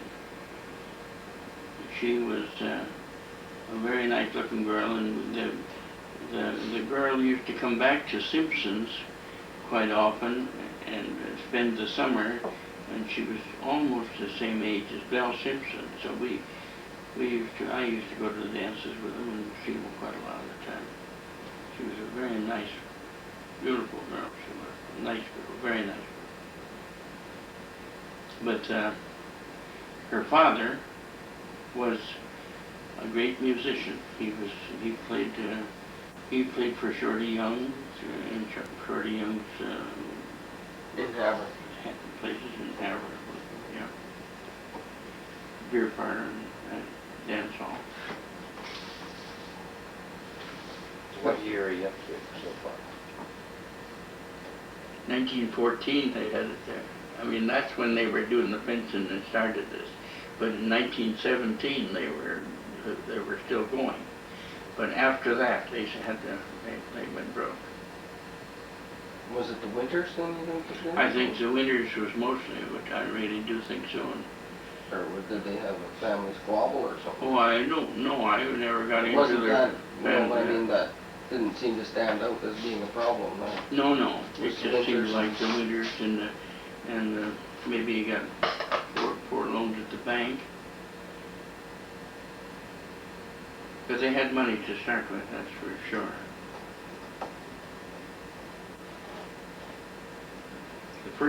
The fence they built was wonderful. Good fence. Best fence in the country. That old flat barbed wire. Yes, the fence. But it was new wire when they put it in. New wire, and that was purchased in Chinook. Oh. It was a wire that was purchased in Chinook, and it had a real flat, only 2 barbs wire, the heavy gauge wire, but it had a flat barb, and it was real flat and sharp as the devil. But it didn't. Sure seemed to have good quality in it. Oh, because real we got quality. lots of it still. Yes. All see along the west side of our fence here had it in it. It was the same along the southwest side of the Peachy place. Well, like George Griffiths and that, then he just went out there and kind of was in the middle of that lease even. The first I got acquainted with George was about 17, about the same time that he was there. And he only had a few stock, he had a few horses, and he was just running them on any place there was to run. That's about what he was doing. And You don't know when he came to this country? I think he come in about 12 over there and took a homestead. Yeah, and there was also a flat homesteaded on where the north side of the track is now. A little place there, just east of where Wahlberg's got that irrigation, just along the north side there. But they didn't stay with it that. Well, George stuck in there for a long time. Well, George was there with not too many livestock for a long time. Last one, 67. June 67. Up north, I've got a lot. Said Jan's, of course, were pretty fair-sized ranchers. Well, Jan, he didn't have so many cattle as he had horses. He had a lot of horses, and he had a lot of ground at one time, at least too. When after Wallace went out of business, right along in there where Trumper is, he leased about 12 sections down in there too for a little while, a short-term lease. Then he gave that up, and it went to part of it to an Alberta, old Andy Butts.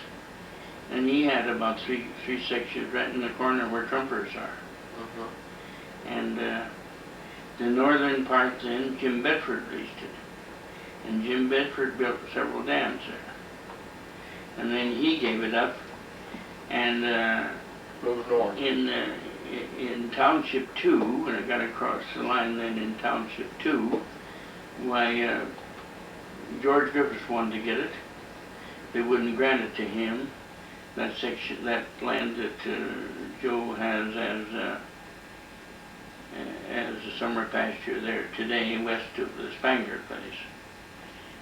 Seems to me there's about 12 sections in there, but I wouldn't say for sure. Anyway, old George Griffiths furnished the money, and the lease was taken by Shorty Ellington. Well, then George Griffiths put a wire across the road allowance and hooked onto J.M. Spangler when he got there, and they had a lawsuit about that, and it was opened up again. George Griffiths had to build the rest of the fence, and then he joined on to what I have at the present time there along the south side of me at the Elder One Reservoir. He built up to that. I took the north side of it and went to the railroad track, and then when I got almost the railroad track, George Griffiths took the other half of that fence, so we joined on the fence, line between George and I. Each one took up our share of the fence there.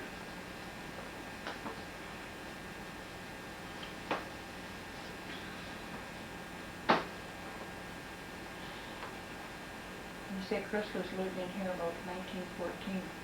Yes, he was here before that. He was here before 1914 and took a homestead. His main object was to farm, though, wasn't it? Only farm. He wasn't interested in livestock. No, not that, but Just horses. he got a few after a while, and a few cattle too. Yes, he got. Well, what did he do about feed then? Well, he didn't. Thistles? He tried to raise some with thistles and different methods. Then in the early 30s, well, then he tried to get in on the hay bank that was shipped in bad Ontario stuff, and he was one of the first ones to the. Basically, that's how they got here. Yeah, we brought in the wheat. Thistles and stuff. Brought in wheat, yeah, that's what they got, yeah. in hotel bags and all those other things. I chipped in a lot of oat hulls from moose jaw, overbees, and fed them with thistles. It's, the thistles were the main bulk, but oat hulls are in the cake. On that piece of land that we were seeding out there, whose basement was that? Where, over there? On the west side of the creek there. Well, that's a man named Tanner. A fellow and his wife come and he built a shack there, and he picked a few rocks and got a little land broke on the west side of the creek, and right south of on the south side of the Chrysler. They didn't stay too long. Chrysler's house burnt down, and he moved the Tanner house there, up to the Chrysler place. From the Chrysler place, it come to Buchanan's. And who was on the east side of the creek down there by Hoodoo Flat, what we call Hoodoo Flat? Well, that was a fellow by the name of, just a minute, the guy's name was Snyder. On the side of the hill. Yes, sir, right Well, then there there. was another one on the, just south of that, where we used to go up that hill, where the road was. There was another, Yeah, that's where we turned the road to go over to the dam that Fair built, of course, you mean? yeah. Well, that fellow's name was, just wait now. He went in with Halliday on the thrashing machine. And that, Like there was you said there was a shed and stuff there. that's right. I built a shed there over at the Snyder place. Oh, I built one down there, right there, right in that little bend there, for cattle. But it didn't turn out too well. I moved it from there to underneath the cut bank on the west side of Hoodoo Flat. In there, and then it was, we had tall brush stuff there. yeah. Because there's some You don't pieces. remember the name of the guy that lived on that other place? Yes, I do. In fact, he was a man with a wife and no children. She was a good-looking woman. He was quite a hard worker, and he wasn't home a lot of the time. She spent an awful lot of her time with one of the Govenlock boys up here, Stan Govenlock. He never married until they've gone away, and this other party had gone for a long time. And then he went up to Whitecourt, Alberta, and there he married a widow woman. I think she had about 6, 8 kids. And he lived up until, I have a pamphlet from the Govenlock family of his death here not too long ago. But there was another Tommy Govenlock who passed away later. He had the farm on the south side of where the nuisance ground is today in Govenlock. And he went away. He had a temporary job at the Port of Entry, Willow Creek Port of Entry for a while. And he left there, and where he went to, I never did hear anymore, whether he passed away or what. There was another. But old man Govenlock, Bill Govenlock, his wife, and Stan went to Whitecourt, Alberta. And Bessie, she married an engineer that was here and working at the time of they built the trestle and the road. Going The west. railroad started west of Govenlock. Yeah. You don't know what year that would have went to. I can't tell you for sure, but it seems to me that it was, it seemed to me in 15 they crossed the creek, but I'm not positive because there was a bunch of people camped below where the trestle is today, and Andy McRae and On that flat there. yes, Andy McRae and Must have a steam engine and stuff there, because there's a lot of old coal, some iron and stuff I with it. don't know about that, but there was a lot of camps there. Those grades were first made with dump wagons, and horses. And Andy McRae and Art Trumper hauled oats for them from WX Wright's. But it seems to me that was in the winter of 16, but I'm not positive. We're talking about the trestle up here. Yeah, the trestle, railroad trestle. That was all trestle. That was trestle all the way across there at one time. No, that was With all the exception, way up Trestle. but a little bill on Yeah. each side. Just So, a button on it. yeah, that's right. Then they came along. They never filled that in until I think 27. Maybe 27.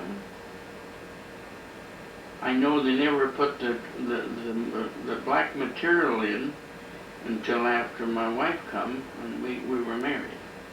Then they were working on putting the Creosote. creosote timber in there. In that ring. Did they work when they built that railroad going west? Did they work from two different directions, or did they just work No, they worked from the east only. going west? That's right. They pushed, they piled up ties in Govan as well as they had a coal dock, a real coal dock in Govan. And they had on one of the switch tracks, they put ties up and put rails up on the ties and pushed boxcars up there. And when I was a youngster, one of my first jobs was trying to help to coal those engines, and I got a job at that, and it was the dirtiest job I ever had in my life.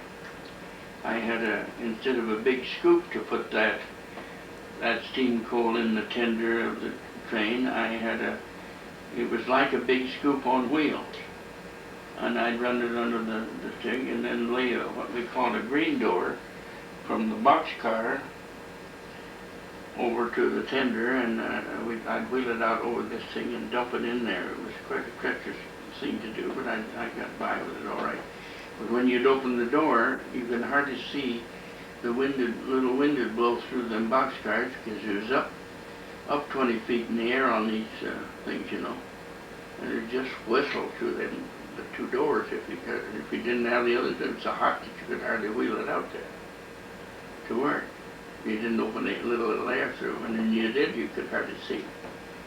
So it was quite an undertaking. I didn't stay with that too long. But they were started then using steam shovel out west of Govan, where today they have the gravel pit for the Department of Highways. To haul dirt. They hauled that in to make that fill. See the big fill? Yeah. And they left the trestle in there, the first building in there, and they just go out there and dump it out of the train all the time, and it rattled down. After they had that done a few years and it settled, well, then they put in the black stuff, the creosote timber.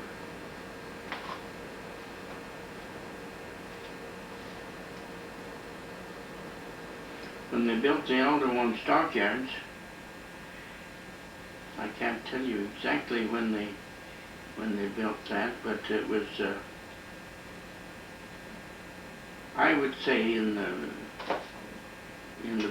beginning year of 1915, but I am not positive.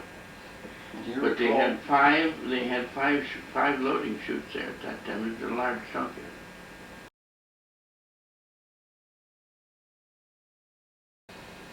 And was there any more homesteads down Oh Creek God, Valley? there was another guy took a homestead north of where Don Trumper is today on section 34, 229, and he Pulled all them rocks he up. set a little shack up there. It looked like a piece of cardboard, and he lived in it all part of a fall, and he dug out more damn rocks with bars and shovels and stuff, picks on that field, and he never even come back. He went away, and he never even come back to lift his shack.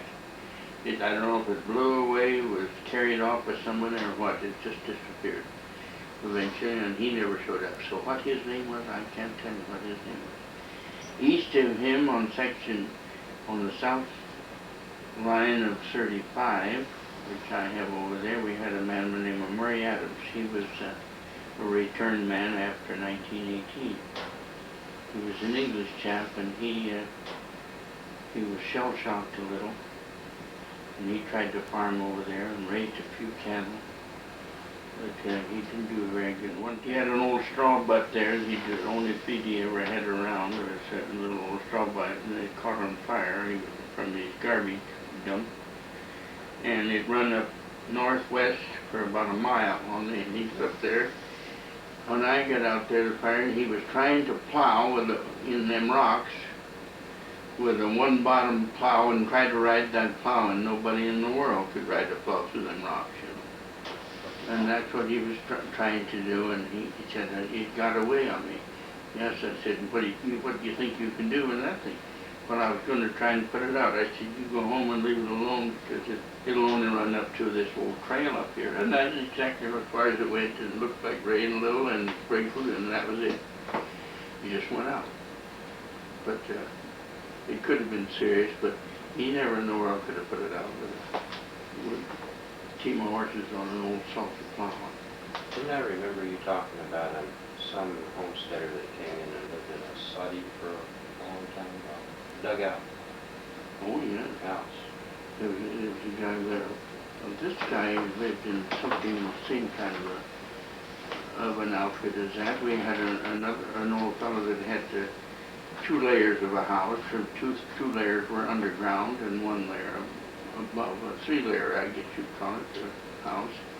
He had a hole dug deep enough so he could stand up in the very bottom one, and then he had a floor, and he put his vegetables, if he had any, way down the bottom. The next one was cooler. He used to sit and sleep down there all the time when it was cold. And they got on top, and his name was DeBrule. He got a few sheep. He got his few sheep with a partner by the name of Steve Schaefer. Some of the Schaefer family that lived over Buchanan here. You remember Eva and Julie and the whole group I mentioned, William and Jerry? Sure. And I had a goat here that I had got from Mrs. McNally for breaking a milk goat to milk. And I got the kid. So I had that going when you were a youngster, and I'd set you up in a bronc cart, and the damn goat would walk up the pole and get them to stand over you and make a lot of noise, scare you to death, and tip you over and make you stink like the devil. You remember that thing? My mama walked that. Yeah, and she threatened to kill us so many times, and so we'd lock you in the house, and he'd go to come up to the screen door, and it'd light you, and it'd get up to that screen door, that young goat, and turn the button, and pretty soon the kid would be out. You'd be outside, and the goat would be standing over you. So the brewer will come to me this time, and he said, I would like to buy that goat to put with my sheep to keep the coyotes away. So Marilyn, or my wife, Christine, she said, oh, for God's sake, get rid of that goat. Well, I said, okay. I said, what have you got to trade me for that? And I said to the brewer, he said, I'll give you a sheep. I said, that's a deal. So he was to bring me a sheep, but I wasn't home the next day, and he was supposed to bring it. He brought it, and he put it in a coal shed for me, and when I got home, the wife, I met her at the door. She comes to the door when I come in, and she was all smiles, and I said, what happened? Oh, she said, I want you to see what you got for sheep. So she took me out and showed me the sheep. Well, the sheep, the wool on the thing, it was poor. It had an awful snotty nose, and it had no teeth. And it was just about ready to die, and I laughed, and I said, well, I guess we both got beat here, didn't we? Yes, she said, but I got rid of the goat. Well, I said, that's fine then. And the next day, the sheep was dead. So I dragged the sheep out, we had them, it was fine. And about a month afterwards, I ran on to Mr. DeBrule, and I said, oh, say, how's the goat? He said, it drank too much sheep dip and died. So we both got beat pretty good.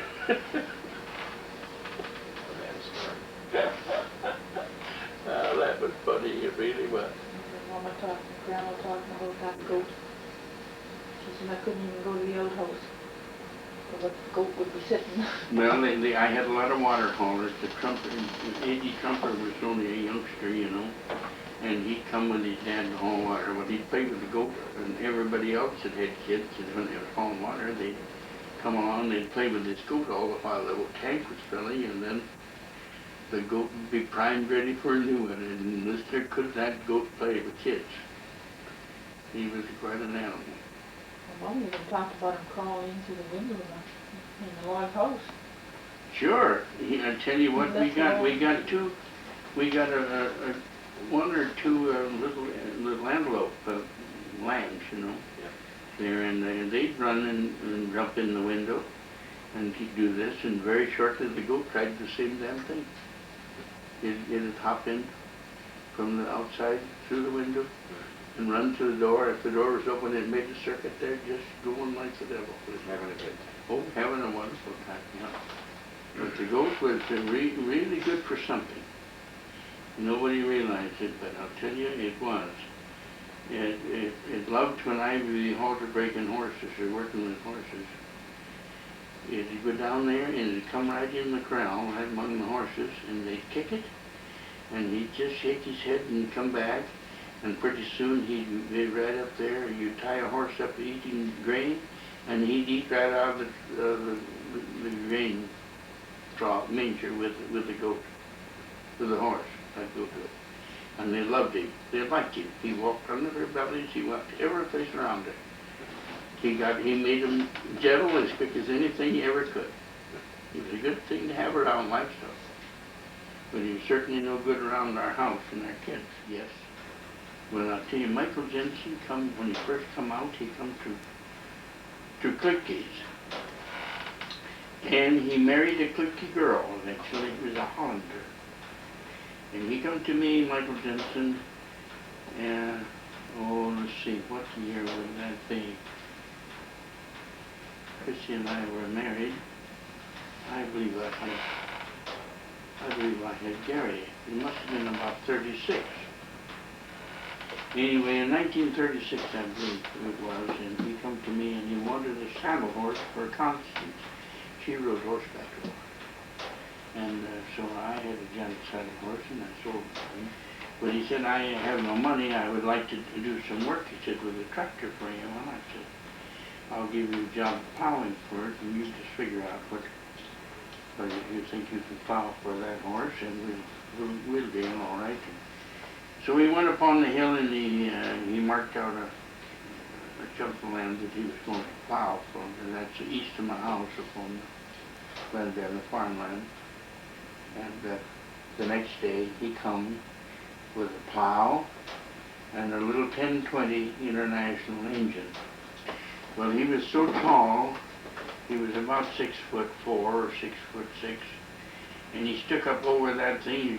You'd swear it was a 6-year-old kid riding on a little toy of some kind, you know, the way he looked in it. And he got started and he plowed. Oh boy, he was doing very well.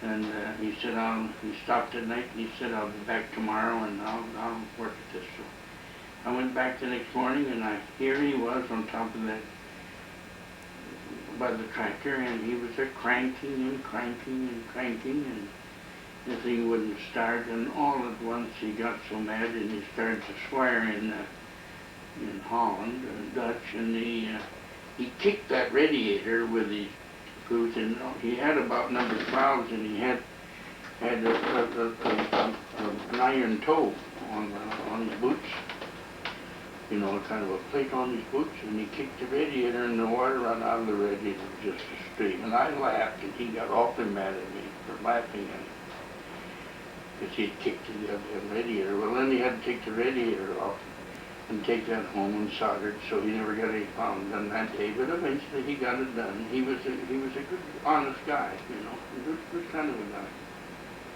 But he sure made me laugh when he kicked it, and it looked just like a big kid playing with something on the fit.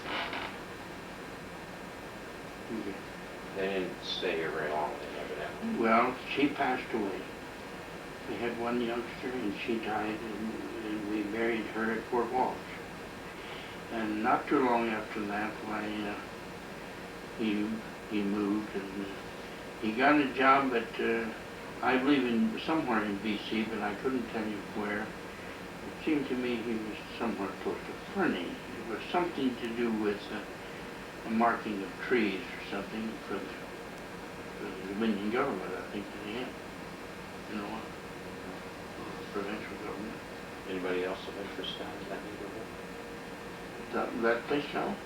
Down in that general area, we've been kind of working the south end there. Well, yes, he was. East of that for a ways, a mile or two, was Tim Williamson. He lived right on Line Coulee. And a little south of him was Tim McInerney. He first come to the country.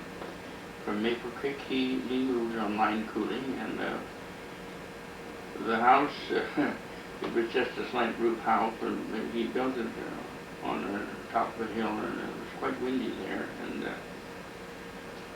one day I went by there and I thought things looked funny over here, and I drove over to where rode over where Tim was house was supposed to be, and it was bottom side up, and he had cut a hole in the floor there and set his darn stove on the rafters, and he said, "I'm going to live here till I move." And he moved from there to the Clifty place, but he stayed there. I met him about a month in that thing with the smoke coming out through the floor, actually, where the floor was, where he made the hole for his thing in there. And he had a well dug, very good water, everything over there, but the house didn't turn out so well, so he got moved over to the Clifty place very shortly. So that's where I would remember it. Yes, he was at the Clifty place when you come along. Yeah. Well, I remember camping with him one night. It was quite an experience. Yeah. He was really quite a good guy, though. Very well-read man, and but he sure wasn't much of a housekeeper. He was as bad as I am, I believe. I know better than that. He was a lot worse. He was pretty good, though. But he certainly was good. He used to come down every now and again. He said, "I got to see my clan." He was Irish, and my wife was Irish, and so he felt as though he kind of were with us a little bit, and he was a grand person. I remember his old car there down. Well, he got the car, and he used to take Shorty Ellington, who was a retired guy, who lived over close to the Spangler place there, and Andy Wilson, a bachelor, and they were quite fond of going to council and with this. And Andy and Shorty would not touch a drink of liquor, but Andy Wilson and Timothy, they loved to have a beer once in a while, so they'd have a beer. And one day they were coming home from council, and just east of my building where I live today, in the road there, and Tim got a cigarette in his mouth, but he didn't have it lit, and Andy stuck a match on it, and he was holding the match there, and it got so he couldn't see, and he drove off the road and broke a hip. Tipped it over, and that was about the beginning of Tim's trouble then. He was really handicapped because he was crippled from then on, to death. Andy was Don Trumper's uncle, right? That's right, yeah. Yeah, he was a brother to Mrs. Don's mom. What was interesting north of the railroad tracks? Jan, Like the old- Uncle Jan. He was an old German that come from Germany many years ago, and he come to the States, and he was somewhere in the Great Falls area, but exactly where I don't know. But he started raising horses, and he raised a lot of good Belgian horses, and he come to Canada from the Great Falls area. He settled, well, just 3 miles north of where Governock was. This is where It is where Ricky Jones and Ricky and Gene Jones live today. Yes, he had quite a place up there. after many years of work and with hired help, he got 2 nephews to come from Germany. One, his sister's boy, he's Carl Whiter, and his brother's boy, who was Max Stan. And they took over the ranch there for a number of years, and then Carl got to be drifting around too much, and he lost interest, and the ranch ended up with Max. And Max married in 1930. Max married Katie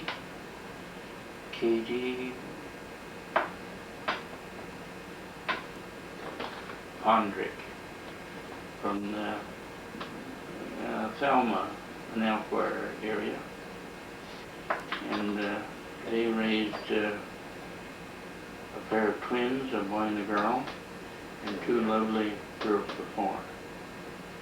3 girls and a boy. And from there they sold that ranch. They sold to George Patterson and his sons. They were there a number of years, and the Jans went to Cochrane, Alberta. Max Jan is gone. He has passed away. His wife Katie, I believe, is alive, and the children are all alive, all married in the Cochrane area. So I was in school with Betty. Mm-hmm. Yeah, that's My the age. oldest one. She was my age. That's right. So she's not a spring chicken anymore, but she's probably still as pretty as she was when I went to school with her. Yeah. So they all married, and they say that they're that youngest one, the boy and the twins, the girl was very small, and the boy was really a large boy for his age, you know. Max and Maxine, that's correct, that's what their names were. Well, Maxine got to be a beautiful lady. She was a small, neat, lovely little girl all her life, and I knew her. And Max was really a big rough kid, you know, big rough boy, but a good kid, good man. Sam Demshanko from the 6 Mile had a sister, and she come down and taught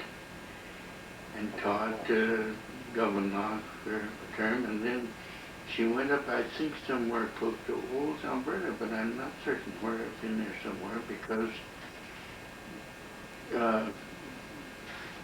Gary's oldest girl took a job on a farm up there to work for the people, and it seemed to me they had pigs, but I'm not too sure. Animals of some kind, and I think it was pigs. And she was married to this gentleman, and she worked for that lady. And when she got up there, she said that she taught school in Guillemot at one time. If that was it, it would have been 1947. 1946, 47 school year. Well, can we go over? You remember the Barbases too when they were? Oh, yes. You played ball with them. Pat and Esther, right? That's right. Esther is married up north here to Leo Gaff.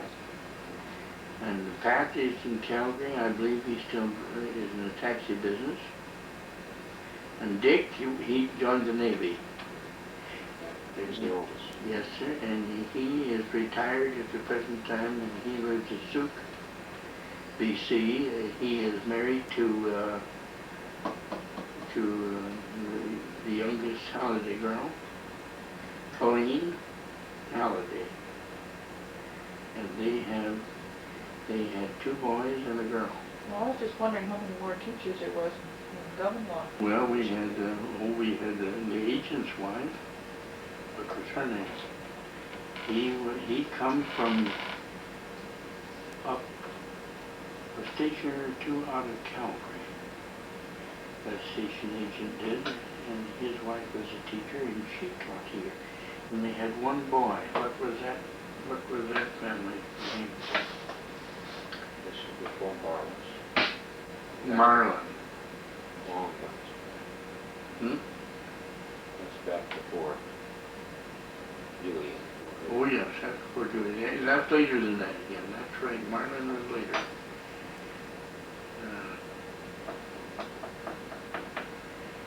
Did you know Betty Lightfoot? No, you I never had ours. No, at her first school was when they built the school at Between the elevators and, or the new school. that's right, the building just east of the hotel. That was her first. She was the first teacher there, and this teacher that I have in the yard. But we had Miss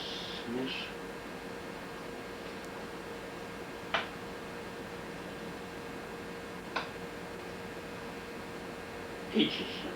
We had a Miss Aitchison from the Moose Jaw area. I think she come from the Moose Jaw area. First, because I was on the school board, and it seems like that was her name, Aitchison. We had Adele. Didn't you say you had one tall, skinny fellow that used to play saxophone? Oh Was he? God, we called him the Pied Piper. Was he a teacher or? Well, yeah, he was the teacher. Yes, he was a real teacher, but he'd come when teachers were scarce and schools were hard to get, I guess, too, at least. He was just out of university, and he didn't have very much capital when he come, because it was 40 and 40 below, and he was trying to wear shorts and boarding in people's places, and you had to haul him to school. He was in bad shape, you know. And I took him, I drove him and one time to the Halliday School. It was over, and they called it Line Cooley School at that time. That school from Line Cooley was moved up to north of Governorlock to the, oh, I forget the name of the place there now, but it was moved up there after there was no children to go to Line Cooley. But we went to this, it was a Christmas concert there, and Mrs. It was either Bill or Halliday was teaching then before she married Jim, or else it was Mrs. Florence Cameron. She was Florence Bruno. I can't tell you which one of those were teaching, but one of them was teaching. We went to a Christmas one to go. So I took on the job of driving the two youngest trumpet boys and this teacher, because I was on the school board, and I took on the job of going to the Christmas concert and driving a mule and a bay gelding on a sleigh to that Christmas concert. And we had just one heck of a time. It stormed so bad that I didn't think the horse would. The horse did play out. It just carried the neck yoke, that's all, and the poor old buckskin mule took us into Trumpers in the morning after the concert. It was so stormy that you couldn't see nothing. But the mule seemed to know the way home. Was this your mule? No, that was the mule of Trumpers. They use that, it's a funny thing, that mule, on going over to the concert, he wasn't too particular about going at all. He would hammer on him, and it didn't take any effect at all. And then the big gelding, he took the sleigh over there. When we got over there, of course, it was cold, so darn cold. We took all our blankets out of the sleigh and put over this wet horse, because the horse, he was perspiring and sweating terrible, and the mule hadn't wet a hair, you know. He hadn't done a damn thing. He carried the neck yoke, is all he's over. But Mr. going home, when it was storming like the devil and you couldn't see a track, or know where you were going, that mule went home. And all I could do about is hold the lines and keep I got the Pied Piper out to try and keep him warm. I thought he was freezing, and I thought I'd get him out to walk. Hell, all he got is snow and he's dancing pumps, and he just couldn't navigate at all. So I got him tucked in alongside of the smallest trumper boy, and Don held the blankets down on him, and I drove that mule, guided the mule the best I could, and we got home to Trumper home. And that was really a bad blizzard, really a bad one. We had the next teacher was. You don't remember what his name was other than the Pied Piper, do you? No, sir, I can't tell you, but I called him the Pied Piper. I said that he's the guy that can sure drive the rats out of Ireland or any place that with that. He played a flute, you know, like the Pied Piper, and that's how he got his name. That's why we called him the Pied Piper. He certainly wasn't much of a teacher. As Don was working here, you know, it's a funny thing. It was wonderful. We decided to build that hall. The old hall that burnt down in Governock and almost burnt the old Mike Gleason up, you know, the caretaker. He had rooms in that hall, hall. You remember that hall? Well, anyway, he was lived up on the up story in several rooms in the hotel, and it caught fire. And he was trying to walk with a coal lamp, and it upset and set the whole stairway on fire, and he just got out, and that's all. By the time he got some clothes on and to get out, why the thing was fast saving. So it burned up. Well, then we had no dance hall, and the community, most of us, well, it started actually with Andy McCrae, Fritz Cameron, John Linder, and myself talking about why not have a hall. So we took the lift on it and we sold shares at $5 a share. Well, you got a good lot of the people in the country paid, the farmers paid, they were interested, paid $50 into it. The rest of it was met by Andy McCrae, John Linder, Fritz Cameron, and myself. I raffled off a bull, and who should get the bull but the school teacher? And she married Don Trumper, and Don Trumper was working here. So that was the starting of the McCrae or Trumper cattle business. He got more cattle in and started raising more cattle after they were married, and it's done very well. That was the first year that we were up to school. The year before I left, we used to have to walk. You bet you walked to school, and when Gary first started, he'd get scared and bawl and start coming home again. You had quite a job with him in the first year. We walked across that field, you remember? Straight across. Just what? He didn't like school at all. No.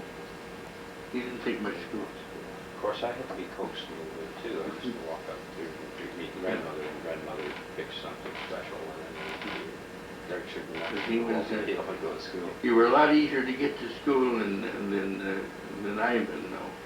I can remember when Ivan was going to school, and Mom, they were up north, and one more day I was up there in the morning, and Ivan was starting out to walk to school. It was actually just a mile, actually, from there, you know, to the schoolhouse.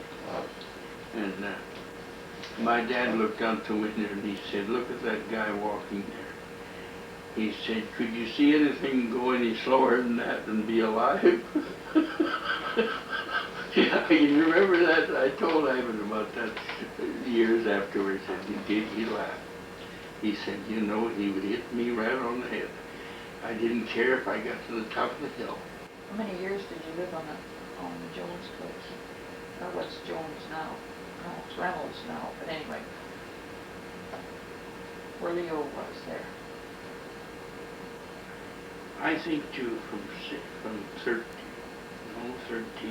not very long. Because we landed from 13, we were going strong with 16 down there, so Yeah, we weren't in Maple Creek very long. There was very little interest in it. We didn't like it. Dad never liked that setting up there at all. He wanted to get down and get more livestock with it better opening. Well, you said you moved to Jones' place about 17. I think about 17. You don't know 16, 17, yeah. how many years you lived there? Well, they were building, they built I think in 19 they built a house in Gilman. Chester and I was up there for quite a lot of time when I wasn't in school, you see, on that place. And Myrtle for a while when Dad and Mom come down here. Because in 1919, Mother worked in that restaurant for a while in Gilman with May Smith. That's May Dennis. And that was 19 must have been about the first year of that whiskey run, so in the year 20. I can't tell you for sure. It don't seem like it lasted about 4 years. Maybe probably one term of Well, how many years did you live here then before you were married? while I was here. I had with me here several years as a cook, the old Hugh Thomas, the ex-policeman that from 10 Mile Detachment. A great old guy who was just like a father to me. And he used to help me around here some. And one time, on one occasion, I remember it was winter time, and it was time to load from a wagon on a rack from a wagon onto a sleigh. I can remember it. I had it out here in the yard, and on the rack I had some runners built on it for the winter. I built them on so they couldn't on the tip so far, you know. It's like another set of runners right on the outside of the rack. Oh. And this day I jacked this thing up behind as far as it would go, this rack, and it pulled the wagon out, and then I would eventually push the sleigh under to go on the sleigh. And when I did, the short tongue stuck in the dirt and wouldn't go, so I crawled underneath to pull it in by hand the other way, and the damn rack fell over on me. And then I was under that thing, and I worked for hours to get so I could crawl out. It settled in on the snowbanks enough, you know. I worked for a long time underneath that before I could get out and get work to Hewitt. I was wringing wet when I got out beneath that damn snowbank in that rack, and thought, oh, did he give me orders? I'm telling you, he told me what he thought of me for attempt something like that without nobody around, you know. We didn't have power, you see, but I built this house. It was 48. You did. I can remember 49 when we moved into that. Tommy, I remember we didn't have a dirt filled in around the wall, and Tommy was a little rascal, and he went across our hands and knees on a 2x4 across on that from the ground over into the whether it's a 4 to the houses. And the devil, he fell off there. He really he was a little rascal, just crawling like, you know. While we were building, we were living in that, what we called the red place that we had for the cat at the time. And the bunkhouse, the log bunkhouse, was where all you boys slept. Mr. Henley came and wired it.